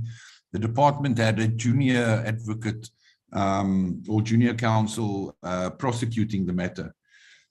So on that matter, there wasn't any internal representation, both from an initiator point of view as well as the presiding officer. Gee, then maybe just in conclusion from my side, I also wish to state that from the beginning of last year, January, when the director employee relations or labor relations position was vacant prior to that, we appointed a qualified prosecutor advocate who specializes in labor relations and labor law. And he has been our director of labor relations ever since. And Chair, we do believe with that additional capacity within the labor relations function, that has assisted us, that professional knowledge and experience of labor law and disciplinary action, that has actually assisted us in being able to move forward quite well. Thanks, Chair. If there are any other matters that I've missed, I will gladly then go back to them. Thank you, Chairperson. Thank you, CFO. Thank you, Chair. Dear Mathobo, that from this side, thank you very much. Chairperson, I will request DM Chavalala to come, and then I'll make my concluding remarks. Thank you so much, Deputy Minister Mahlobo, the members of the Portfolio Committee led by the Chair, Comrade Mashego, and including officials in the meeting.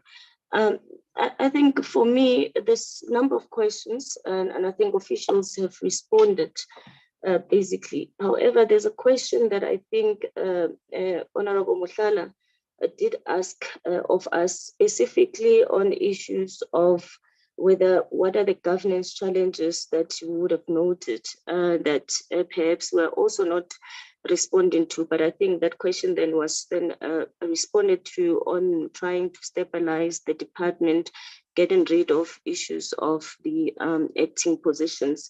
But I think there's lots of positive outcomes that we would have seen, including on issues of implementation of measures to eliminate matters of irregular expenditure and improve cash and banking management control when it comes to the issues of the irregular unauthorized expenditure that Honorable Tseki also asked about, and also the declining in incidents of the irregular, fruitless and wasteful expenditure. We would have noted the achievement there and the progress in the disciplinary investigation matters, including the collaboration with the law enforcement agencies for the recovery of funds. Honorable Mohlala also asked questions around what are the issues of provisions of water in terms of institutional regulations, on policy specifically. She asked what are really the impediments that we are encountering when it has to do with the issue of implementation of policy. And I think we need to note there just a point around the policy and impediments is that one, the matters on addressing the prevailing site conditions and the fact that there are lack of pre-existing designs through comprehensive assessment and standardized designs. And this leads to this project delays that we keep on having, but the implementation of performance monitoring and evaluation systems that we also would highlight. But you also remember in our budget vote debate, we did speak about the matters of legislation in the National Water Act that we're also bringing, which establishes necessarily a comprehensive framework for sustainable water management. And these are the regulations that we're also bringing, including the taking action to ensure water users comply with the National Water Act And that is something that we're doing so far, ensuring that the policy is also addressed to, and the fact that we also be progressively implementing the compulsory licensing, which will improve the water use control and allowing for more efficient allocations and freeing up water for the new users. So the amendments that we're looking for to the Water Services Act, that will really assist us to better regulate water services and to enforce compliance with the norms and standards. And this is what we also committed, that this should be done this financial year. And there are proposed amendments, the bill itself to the National Water Act, which will also further facilitate the transformation of water use allocations. So this is where we definitely going to need the assistance of the members of parliament. Just maybe the last point, DM Mahlobo, on matters of what Honorable Mashiko raised when it comes to matters of political sabotages and crime. I think we would have spoken to it, and I think members of parliament need to be assisting us on this matter when we're speaking about the active engagement programs with local communities, really to address community unrest and demands for employment, because this is what we're also seeing when projects need to be addressed. And I can give a case, an example, that we had a shutdown in Nandoni plant due to community unrest, and community around the plant of Mutoti, Buteli, and Dumasil were protesting for water shortage around the areas, but they're also indicating that they tried to engage the municipality and they didn't get assistance, hence they stopped the plant. And we can't stop the plant. And you look at these matters that the executive mayor and the MMC needed to attend to this matter, but interfering with the plant is also unjustified, and it does not even belong to the district. So these are issues that we also, this department is also noting coming across, and something that needs to be really assisted when it comes to these matters, because at the end of the day, it then meant that the scheme manager needed to open a case in these instances. So those are the things that we're getting. I will leave other matters, Honorable Mahlobo, especially on the bucket eradication. Honorable Sikhwai did raise those issues, but you will remember our intervention, especially with the Northern Cape and the project that we're trying, led by the minister, to deal with it and come closer to that. Let me leave it at that, but thank you so much. Chairperson, thank you very much, and thanks to DM Shabalala and the team, and thanks for the comments. One of the things that we should all agree, Honorable Mashiko and honorable members, is that since this current administration, including yourselves, working together while we are doing your oversight, we must agree that one, the department is in a better position and a better shape so that it can perform its constitutional obligation and by the supported legislation. And you know that working together, we have prioritized the issues of water services and other areas, but the challenges remain. We have stabilized the department, and nobody can dispute that. And I will not be in a position, Mashiko, to respond for other people, but I can respond what we're doing now. In as much as we must be judged as a successor-in-law to say, what have we done? On governance, we agree that the administration has been stabilized with very competent people of men and women working very hard. And working very hard under conditions that are very difficult. Local government, irrespective of which party is running local government, they are experiencing a plethora of challenges. Some of them they are exogenous, and some of them they are self-inflicted. And it's not very easy now, like we're dealing with many challenges. Secondly, in the department, honorable members, we must agree that systems and controls and all our processes, they've been improved under the current administration. And that is significant progress. But there's still some areas that the AG has raised, including yourselves, hence the financial turnaround plan that we are religiously implementing, and we are seeing a lot of progress. At our level as the executive, we are holding our administration very accountable. The third issue was the issue of employee relations. The morale in the department, when we inherited this department, it was at its lowest ebb. The issues of culture around ethical leadership, morality, including high issues of high performance, and the culture of impunity. We want to report that there is no culture of impunity as we speak. The leadership there knows that they are professionals, they must work hard, they are doing their level best, and there is consequence management. But equally, there are incentives in dealing with this. But around issues of change of culture, for an example, a number of sessions are being done on issues of anti-corruption, all these particular measures, but including staff development. We are doing well, including the reconfiguration of the department. Those are the strides that you could look at. On historical matters, we are aware, we've been consistently reporting to you that all the historical issues, firstly, around the conduct of previous employees. And we have been in a position to ensure that the department follows these processes to the letter. Even in instances where people will jump ship, it has not been the norm in the public service to follow people. We do follow them. There is even a case where even the pension fund is being approached when certain people, they jump ship, but there are matters that the state must have some guarantees of recouping money. That is being implemented.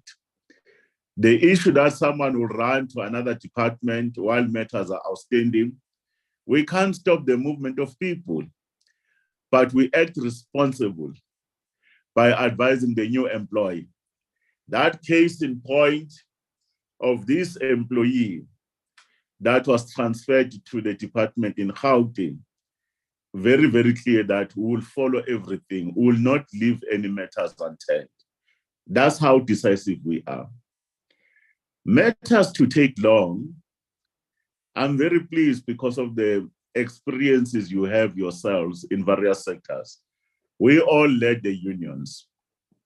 We must always avoid temptations at our levels, both in the executive and in the legislature, to try to define what are these matters of misconduct and how labor relationship must be managed. And we avoid that temptation. We allow the process to run independently so with the people that are professionally appointed to handle these issues, because that's what these workers of our country, they fought for, and we don't want to be accused of undermining those advances. But we as the employer, we have a duty to ensure that the people we appoint and they are properly capacitated and they have no conflict of interest, that they handle these matters fairly without any fear of contradiction and prejudice. But it will be very wrong for the employer when you send people to the DC with a predetermined outcome, and we should never actually have any temptation to do that particular aspect. One matter that is not in our hands is the time that is taken for these processes to be concluded. Ordinarily, there is a time frame that is prescribed that the discipline must be expeditious, must be firm. We're unable to meet that time frame because workers, and for this democratic dispensation we chose of constitutionality, they have rights. They have the right to representation, They have a right to do whatever they do, the other points that they do to exercise under those particular processes. But equally, the employer has rights too. And the involvement of those people that must ensure that those rights are implemented without any prejudice. These processes, they take time. But sometimes we know that there is an exploitation by some individuals who are in the legal fraternity by taking longer so that these matters are being delayed. But it does not necessarily mean we are not making progress. Even at our level as a ministry, the minister continues when people have been sanctioned. They always have a right to appeal to the appeal authority, which is a minister. And we receive a lot of them. And with the good quality advisors we have, we apply our minds on how the minister must apply his authority vested in him in terms of the law as an appeal authority. There's an action that is happening. Matters that are within the law enforcement agencies, whether it's the SIU, the DPCI, and so forth, there is a continuous engagement by the Director General with his counterparts to continuously check progress and also agree that we need to be able to support this. And some matters are actually towards a level of prosecution, and we're following that. Therefore, we will not want to create an impression that we are not working on these things. On the financial position of the department, we all have to agree that it has improved. The latest engagement with yourselves in the previous meetings, the level of under expenditure has significantly been reduced. In as much as the audit has not been completed for the financial year under review, we know that our expenditure is more than 95% as compared to the previous years. It's not only expenditure, but it's an expenditure that is linked with non-financial performance information. You could see that you don't have a big gap or a variance between non-financial and the expenditure in terms of the outcomes. And we're very satisfied with that. But we are demanding more from France and the entire team. We want a clean audit. We're not satisfied that we still have some matters of emphasis in our books, and these matters must be attended to. Therefore, the turnaround you could see is also attending to some of the historical issues. One of that issue is the issues around procurement that has been abused by employees, both in our department and in the sector. And you even could see that some of the investigation, they go as far as water boards with our own support, and how our internal audit function and risk management has been doing a lot of these investigation, whether it's Tumgeni, whether it's Tumhlatuze, will never shy away that if there's a matter that is being raised, it can't be put under the carpet. Therefore, procurement is one of the biggest risk areas. And they are putting the procurement framework now to support the department, including municipalities, because ordinarily on procurement, the two risk capacity, where people think that procurement is a clerical function when it is really technical function, especially in our space that involves to be a built environment. But then the issues of conflict of interest, where sometimes procurement can proceed on the basis that certain people must get the tender, and therefore denying citizens the right to have access to sanitation that is decent, but including potable drinking water for human consumption and other activities. That matter has been dealt with. The issue around condonation of irregular expenditure.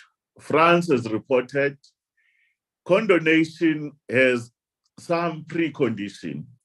One of the precondition is to determine that indeed there's been consequence management, whether consequence management is satisfactory and rational. And in instances where we've acted, there are certain condonation that have been made so that we can reduce, Mashiko, what we inherited of more than 9 billion rands in the other account, and then more than 4 to 5 billion around account on the other account. And you could see Treasury is working with us, but the unauthorized, in terms of our own laws, is on your purview as the leadership of Parliament or legislature, and we are coming for that particular support on your side. Therefore, even the implementation of major projects, you could see the number of them that are highlighted here, where there was interference, there was malfeasance, and certain elements of corruption, that it is being not left unchallenged. And we are acting on those ones. And we are very confident that even us now towards the end of this administration, we will hand over a department that is being repurposed to achieve the role to lead the sector and achieve the role of supporting our country to achieve the right to access to water and economic benefit, and the right to have access to sanitation services. We are very confident that we'll be able to do that. But as we say, our work goes beyond the responsibility of the department, where we lead the sector, and we shall support our municipalities, and we are getting support across all provinces in the current epoch. We are very satisfied that we are working well. But we are having a reliable partner with yourself. Your positive criticism, it urges us to do more. And we can assure that we are ready. We'll be able to move with speed before the sun sets. Thank you. No, thanks, DMs and the officials. I want to be provocative on the discussions. In the process moving forward, we should avoid answering to win a debate because we are together. We are members of Parliament together. We must own up to our failures and our successes, and we must together pick up the spear and move forward in order to save the community of South Africa. Irrespective of whether we are executive or not executive, when we ask questions, the questions should not necessarily, for purposes of winning a debate, it should be on the basis of giving information for us to move forward. I hear you, Honorable Chabalala, when you say we should also take blame for our society who is stopping you. But we are also saying to yourselves, amongst yourselves as executive, both officials and political, when somebody misappropriates 9 billion rand and you charge him as a normal employee-employee relationship, you are undermining the seriousness of the. It's no longer an employee misconduct. To me, it's no longer an employee misconduct. It's a political misconduct. But fine, you have not taken that view. We shouldn't force you to do that. But we are of the view that something stronger must be done in order to circumvent these happenings moving forward. Because if we just treat officials that are doing these things, because it's a pity we must answer these questions as politicians. It is officials who are planning to circumvent processes and procedures. It is officials who are not declaring their conflict of interest. It is officials who are deliberately not wanting to pay a service provider unless he or she has done something for that particular official. So you must have bare knuckles. Your knuckles must be bare. It must be hard. We don't get that sense of being hard, saying for following a process and procedure of employee-employee relationship, which in our view, this practice has gone beyond that point. I'm not sure whether there's anyone who still wants to say something before we move to the next item, which is what we asked Mr. Mahlobo to give to us. I mean, Honorable Mahlobo to give to us as just a process forward. I know that Honorable Leon has asked to leave the meeting. He said he has got other commitment. Is there anyone who want to say anything before we move?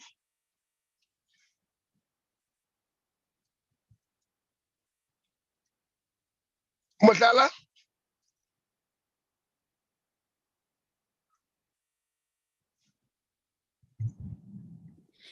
No, Chairperson, no, thanks so much for the opportunity. I think I'm also having, my question is based on this thing of official this, and we are not talking about politicians. Is there no involvement of politicians in corruptions, or is only the officials that are being held accountable, but politicians are not being held accountable? Look at the issue of a lot of things that happened before the issue of Mokonyane involvement in corruption and financial malfeasance in Lepelle, Northern Water. So let's talk about that. What happened to them? I asked about the political interference. That question is not being responded to. Can we please get an answer with regards to that? Because it's not only the politicians that are, the officials that are responsible for all these things. Thank you.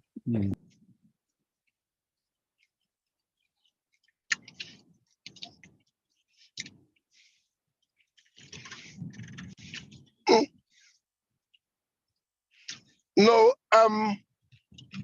I doubt that you will want to get a possible answer for that, Honorable Mhlala. Remember, officials can't stand up here and say, no, Mashiko, who's the chairman of the portfolio committee, is also corrupt, will be tampering into the ESCOM matter. So if the explanation does not come to that point, we might want to find a way of making follow-up politically. But we can't ask officials to implicate members of parliament. It is going to be wrong.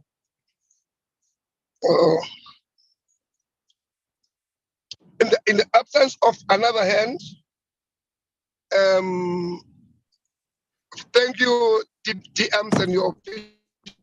Yeah, we want to respond to this matter. Please note that please do. Oh, please do. You know, honorable members, we are not defensive. And probably what we appeal for is that our engagement must remain structured. We've discussed these issues about corruption and what we do. And my suggestion is that the manner we have been able to guide us in the past, call us again on these matters. We'll come with the SIU, who are our partners. For an example, to purport that there are politicians that are involved or not, it's a serious allegation.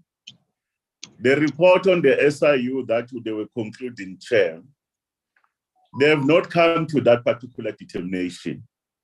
And you know that there are certain matters that are being investigated. But as long as that determination has not been arrived at, it will be very, very reasonable that we remain measured as honorable members, not to cast any aspersion like we do in this platform.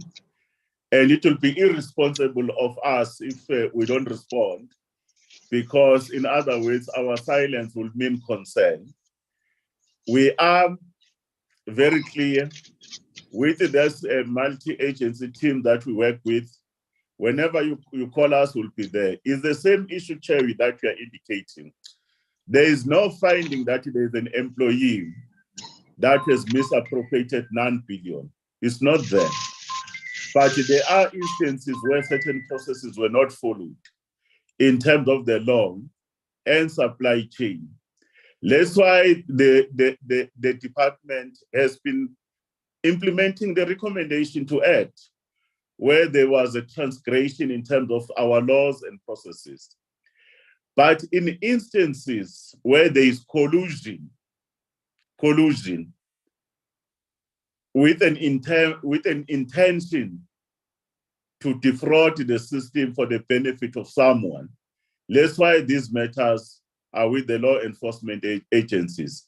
But let's not be in a position to make it as a headline that there is an official in our department that has misappropriated 9 billion.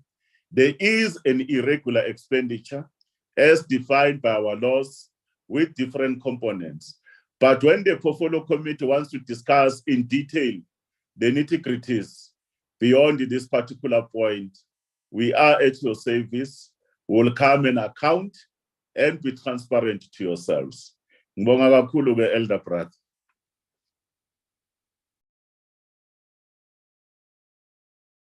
Yeah, sure. Thanks very much. We should take that challenge because I'm sure we really do need to go beyond simply being answered on the basis of having been given an answer. You should be in a position to defend what you have heard in the meeting because you understood what was said. I'm sure we'll do that. For now, I think we have come to the conclusion of the meeting, of the item as presented. Let's get into item 5, which was agreed when we started the meeting.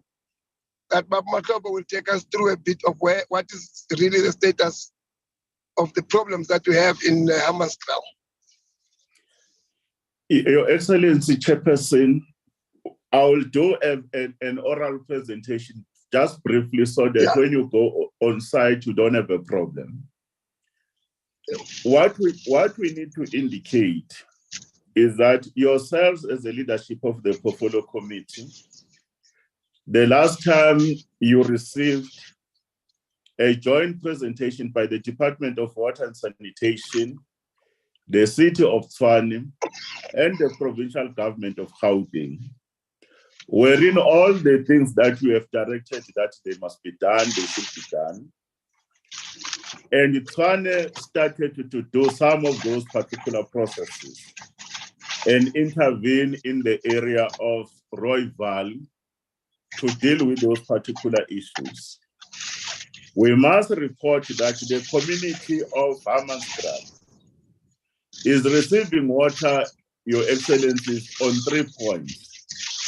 There is on the other side of Hammanskraal where water is coming from the Mahalis pipeline, from their treatment system.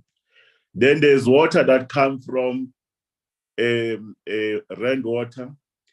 And in the main, the system in Hammanskraal is dependent on the system supplied by Tshwane is called Temba Water Treatment Plant that we have visited. The municipality has been moving in the implementation of the plan, but they had challenges. One of the challenges is on governance politically, the instability that is well renowned, including the instability in the administration. There was partial implementation of the plans and defaulting, and we could not conclude the major issues when you remember where the Department of Water, Human Settlement, we agreed with them, including DPSA, to do an overhaul of their infrastructure to address the capacity issues. Ultimately, they continue to discharge effluent in most from their treatment plants, especially the 4 main treatment plants. You know that water was not in good quality. Ultimately, last week on Tuesday, the new mayor of Tshwane, after we've taken the previous administration to court to enforce them that we want to intervene because there was a refusal for intervention. The mayor spoke to minister, asked for a meeting on Tuesday. On a Wednesday, the minister, after our budget vote, the mayor was granted. The mayor said he needs to be assisted by national government. In his own assessment, there are capacity challenges and funding challenges related to water and sanitation. Ultimately, the minister agreed with him that the MM and the Director General of the 2 departments, they will meet, thresh out. The plan that was submitted to yourselves must be reviewed for the current epoch so that we can be able to strengthen it sign it off as a resolution by the municipality, agreeing that we are taking over in terms of support so that we can be able to mobilize and unlock funding. Unfortunately, on Friday, the incidents were issues of what you call cholera outbreak on the basis of gastrointestinal infections that are led by that coronavirus bacteria. Many people started to be affected. As a response by government, we decided that as national, there must be a task team, both at a local level and at an administrative level. Yesterday, the team led by Dr. Dlomo, supported by DM Mahlobo and DM Shabalala, MEC Nkomo Ralihokum, and all the MMCs from Tshwane and a number of councillors, we met and convened in the hospital. Unfortunately, we learned that the executive mayor, because there were people at the gate, they barricaded there and never allowed the mayor, which is an unfortunate incident that happened, that the mayor was denied the opportunity to join us. But the MMCs on behalf of the municipality led our engagement. There were technical teams on our side, led by the DG of Health, Dr. Telezi, supported by our DDGs, DDG Zwane, DDG Matem, and the provincial head, Mr. Malulega, and the city manager and others that were there. We then agreed that our immediate task was to deal with the health crisis. In the health crisis, the capacity of the health facilities to be in a position to respond and accept more people, because many people were still coming in terms of having symptoms that required, also issues of logistics and medication. That matter was led by the Department of Health, by the MEC, and the Deputy Minister and the DG, attending to those issues. As of yesterday in the afternoon, we can confirm that 15 people have perished or lost their lives due to this outbreak. And in our own assessment, in the main, the outbreak is located to some few areas within Hammanskraal, including the police academy, where some of the first cases were noted. But due to mobility of people, like you said, Chair, some of these people were starting to move to other provinces, especially the case of these people who visited that other side of Limpopo, where he came back, he was coming from there. There are also incidents in Free State, but there's not been any conclusion that they are linked to this. But then the NICDI, that communicable diseases, that institute, working with the Department of Health, they've decided that people must be traced. The issues of alert and to be vigilant in raising issues, they will deal with that. On our side in water, two matters that were made as decision: an investigation team that must come to the bottom, what caused this incident, whether there is any accountability that must be given to someone on the basis of the challenges. That team is led by DDG Zwane, DDG Martin Malulega. They've brought in a number of scientists to work on these particular issues. And yesterday, a number of samples were taken, especially in the line of rainwater, Mahalis, the timber plant, including in those particular communities. And I've spoken to DDG Mate that they will have to deal with some of those issues. Secondly, there was a matter that communities, in the meantime, they must receive water and they must be assured that this water is in good condition. The city of Tshwane has 52 water tankers, and the tankers that were providing water to Hammanskraal, there were 3. They've been increased yesterday to 5. And we've ensured that the water is abstracted in the right areas where we can guarantee the quality. DM Shabalala and myself and MMC Fosi, were able to oversee that work, and even today will be able to make a follow-up. But as you directed yourselves before, you wanted a long-term solution. That long-term solution is what I've indicated, that the minister and the mayor will meet this week to conclude that task. And I will want, just when I'm just concluding, I will allow DTG Mate to say how far are they, because that is a problem. But in our own discussion, Chair, we know now that there are many municipalities who are providing water at this stage in this particular function. We will be issuing the alert ourselves through the DG or the acting DG for all water services authorities to take the precautionary measures, including citizens to play their part.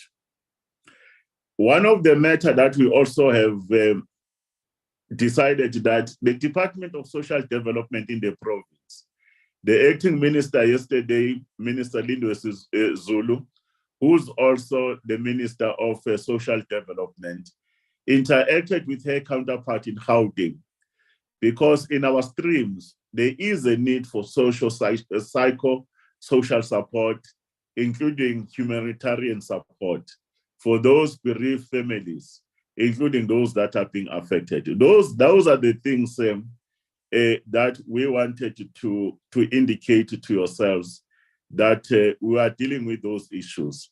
We don't want to preempt, Chair, the issues of the outcome of this investigation.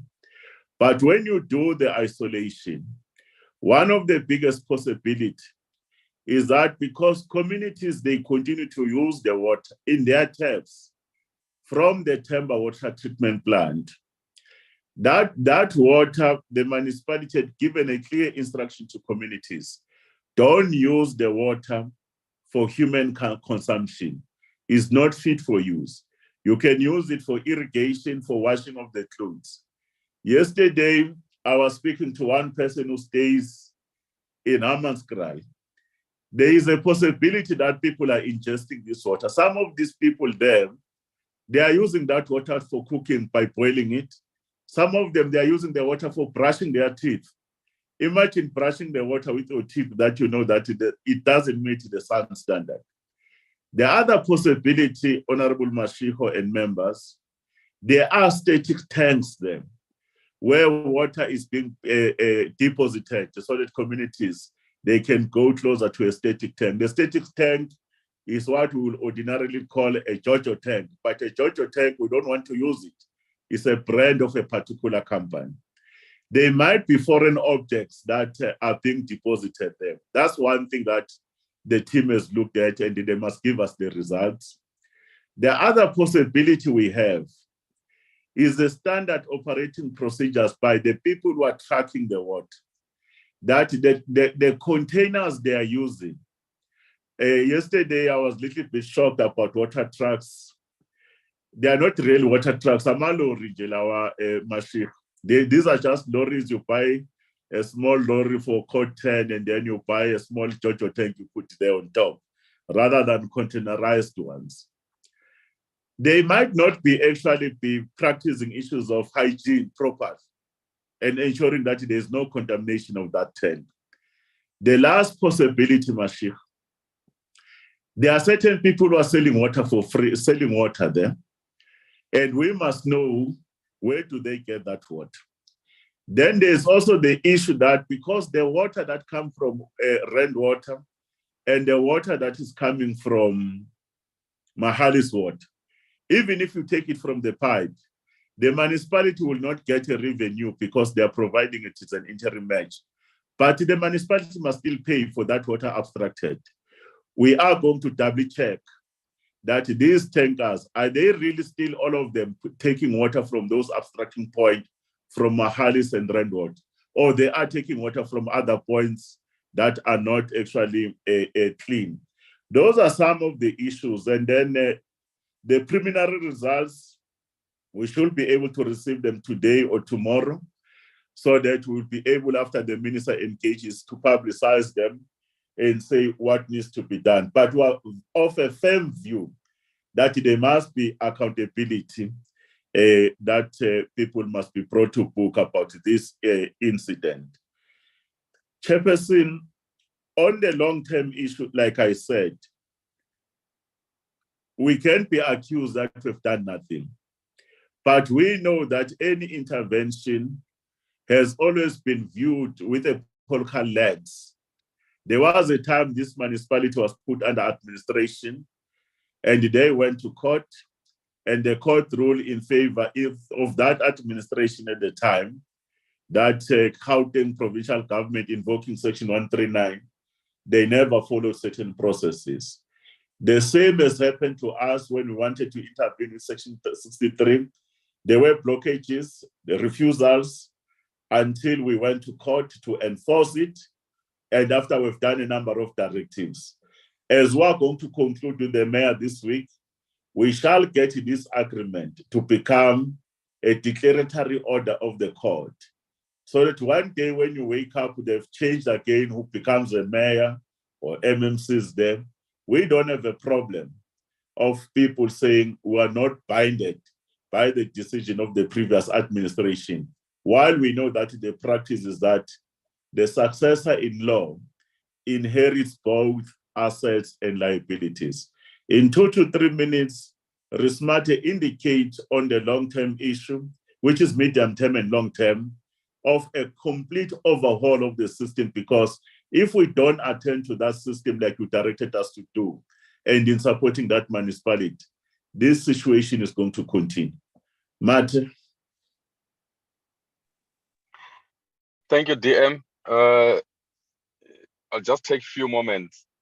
So in extension of what the DM has mentioned on the long term, I think as the honorable members are aware, the department in the past made the effort to work with the City of Tshwane, part of which through the litigation process, and of which we were found having challenges because we couldn't, as a department, fund the City of Tshwane because our grants are not actually designed to fund metros. Therefore, the City of Tshwane had to use their own grants, in this case, the USDG, to at least ring fence and make interventions on areas where we've actually identified as hotspots. Now, that exercise has not actually yielded results to date. Now, what has happened, I'm trying to fast track to where we are now, DM, because you have actually given the genesis of the whole matter. Where we are now, we had a meeting yesterday with City of Tshwane. Our legal team was there, as well as their legal team and the city manager.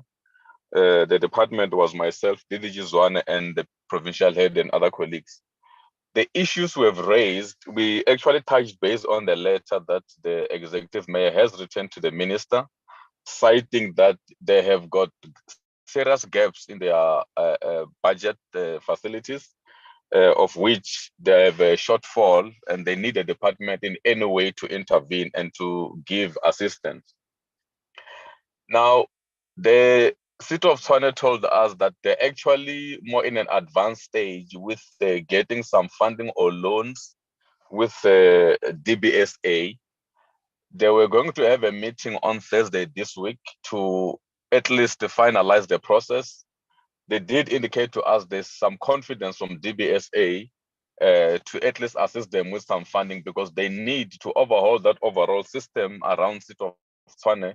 They need a tune of at least 68 billion, of which it must come through multiple years of investment, and their USDG and capital expenditure is only sitting at about 2.5 billion. So it will never be enough to overhaul that whole system or the whole infrastructure.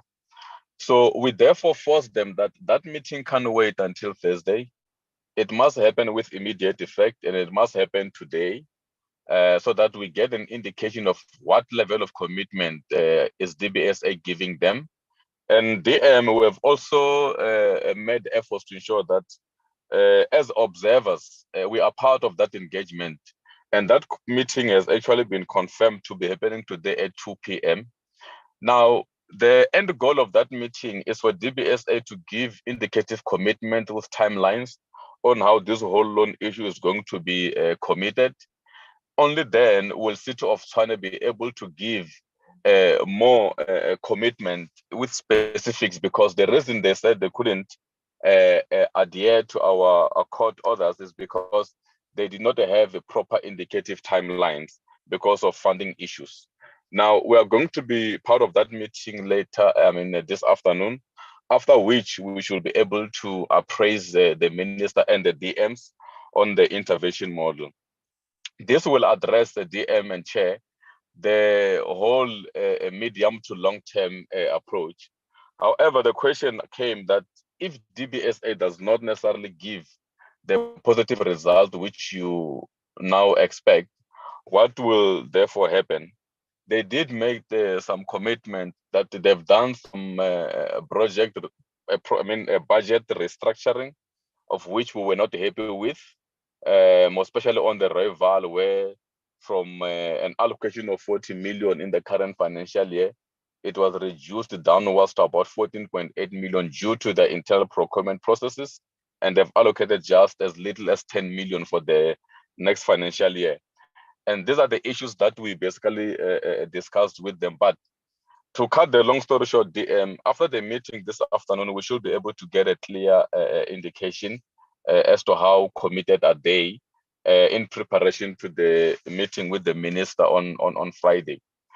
While the executive mayor indicated that they would in any way approach or accept any assistance that the department can actually give, DM, we have not actually concluded this, but we are talking amongst ourselves, myself and Gizwane, as well as the PH, to look at the possibility of proposing to City of Tshwane a way through which, through Section 30, we can use the rent water in some way. But this is not yet final. We are just in the discussion phase because they've indicated to us, City of Tshwane, that they used to have some internal procurement processes through which they will need some assistance, of which we are actually engaging with them. But this whole package is just now on an overview. We should be able to give a more detailed response to yourselves, also extended over to the portfolio committee as and when needed. That is just the feedback I can give for now, DM. Thanks. Honorable Chair, when the minister is back, we will prepare a detailed presentation, firstly to share with him and all of us as government response. And at the right time, we will be guided by the portfolio committee to come to give the full report. But at this stage, this is what we're doing. Justice Zwane and Mate are handling the issue on our side. And our instructions are clear. We want to monitor that water tankers are arriving at people on a daily basis. And Justice will have to give us the report twice a day that no communities have been left behind. But those who are investigating this matter, it's not a matter of taking water samples. We must get to the bottom of this, and the technical teams will have to increase the capacity of some of the scientists that are having the mind of being forensical, because at a particular point, a determination whether will have to be made of any capability. And that's the brief, and the Deputy Minister Shabalala was there with me, and we are working together. After maybe your response we will take, you will be able, the two of us, to respond. Thanks, leadership. Thank you very much. Deputy Minister Mashaba, remember, we were wanting to go there in the absence of any clear-cut program and knowledge of what is really the big issue. Now, what we have now done, we must never be seen to be overreaching on the work that needs to be done. And also overpopulating the visit there. We have the mayor visiting, we have got the MMC visiting, we have got the councillors visiting, we have got the executive of parliament visiting, we have got the. Now we are overpopulating the structure. What will you have advised as a process moving forward? Because I'm sure we all have now have got information and the gist of what is really the issue there. Is there still a need for the portfolio committee to go, and are we not going to be overpopulating the structure? And maybe let me hear from other members before you can give advice, Honorable Matobo. But to me, I don't believe want to go there for political point scoring. We should be going there to intervene as a government. Now, if we are overpopulating the structure and we are over-representing parliament there, it might create wrong impression that we are now starting to politic around the death of people. But let me see whether there is hands that people want to say something before I want to listen to what you advise about myself. Rebecca, Mutala, Honorable. No, you know, on the 15th of March, I think 2022, this committee of water and sanitation met Tshwane as the municipality to come and present on their issues. Because our concern was, after we went to the oversight visit, we found out that in Hammanskraal, there's a problem, a very serious program. When they arrived here, there were a lot of issues that they raised. And issues were, one issue I remember was the issue of funding. And we also touched more on the Royval wastewater treatment works and the infrastructure that have collapsed in Tshwane. And in the responses were showing that they're going to work on everything together with their request was the provincial government together with the national government must come into party with this thing. Because the lives of our people, the lives of the people of Hammanskraal, Tshwane at large are in trouble because the infrastructures have dilapidated. They were in the meeting also, we were also made to believe that the city was currently sourcing funding for phase 2 project, estimated at 2.6 billion. And the previous minister has also made commitment to allocate funding. What happened, Honorable Chair? Because the reason why we are sitting here, it is because of the issue of insufficient funding we are hearing about, and the issue of incapacity of the municipality, and us not showing commitment as the national government to ensure that we take care of the people of Tshwane. We must work together when our chairperson, the provincial government, the national government and the local government, we must work together. That thing of IGR must come in now, must kick in. We must make sure that thing happened. It's been some years. Many reports have been released by the human rights activists about the issue of Hammanskraal. We can't be sitting here today hearing that people are being killed by cholera if we took this work serious and ensure that we protect the people of Hammanskraal. So we never did that.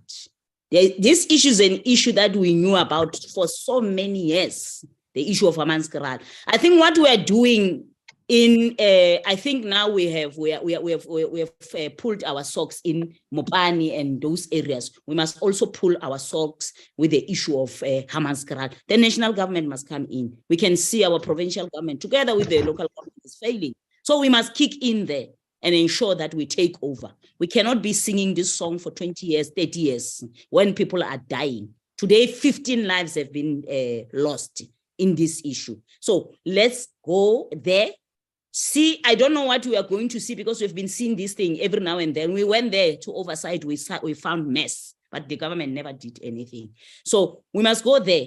And going there, we must make sure that we prioritize these people. We know this thing of dilapidated infrastructure is everywhere, but now this one is an emergent issue that it must be attended as soon as possible. Thank you.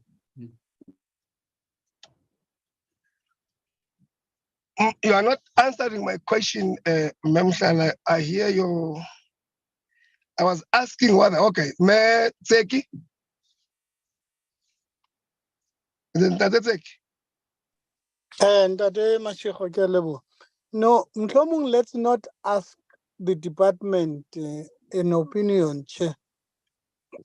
But let's not change your invite that you started with, because this is an emergency. But let's not constrain it to a point whereby if not all of us are not available, then it will mean that it's not a committee. You have invited us. Let's just make arrangements that are possible to be made within the current space and time that we are having. And for us to visit, Chairperson, because to ask the department, it's always asking, what is it, on whether the doctor is sick or not. So, Rune, if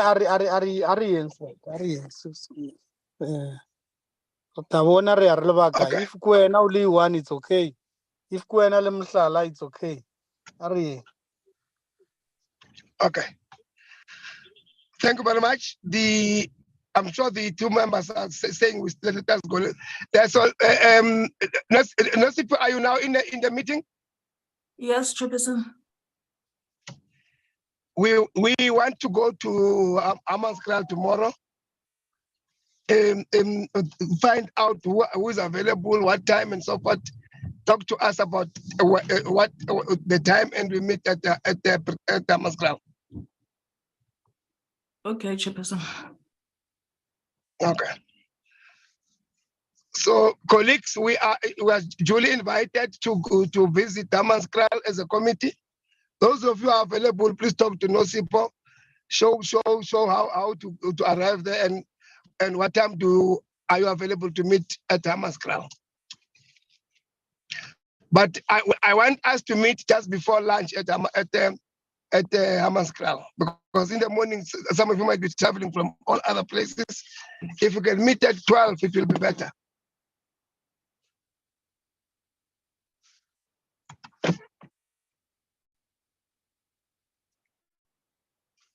No one is responding, so 12 o'clock is agreed.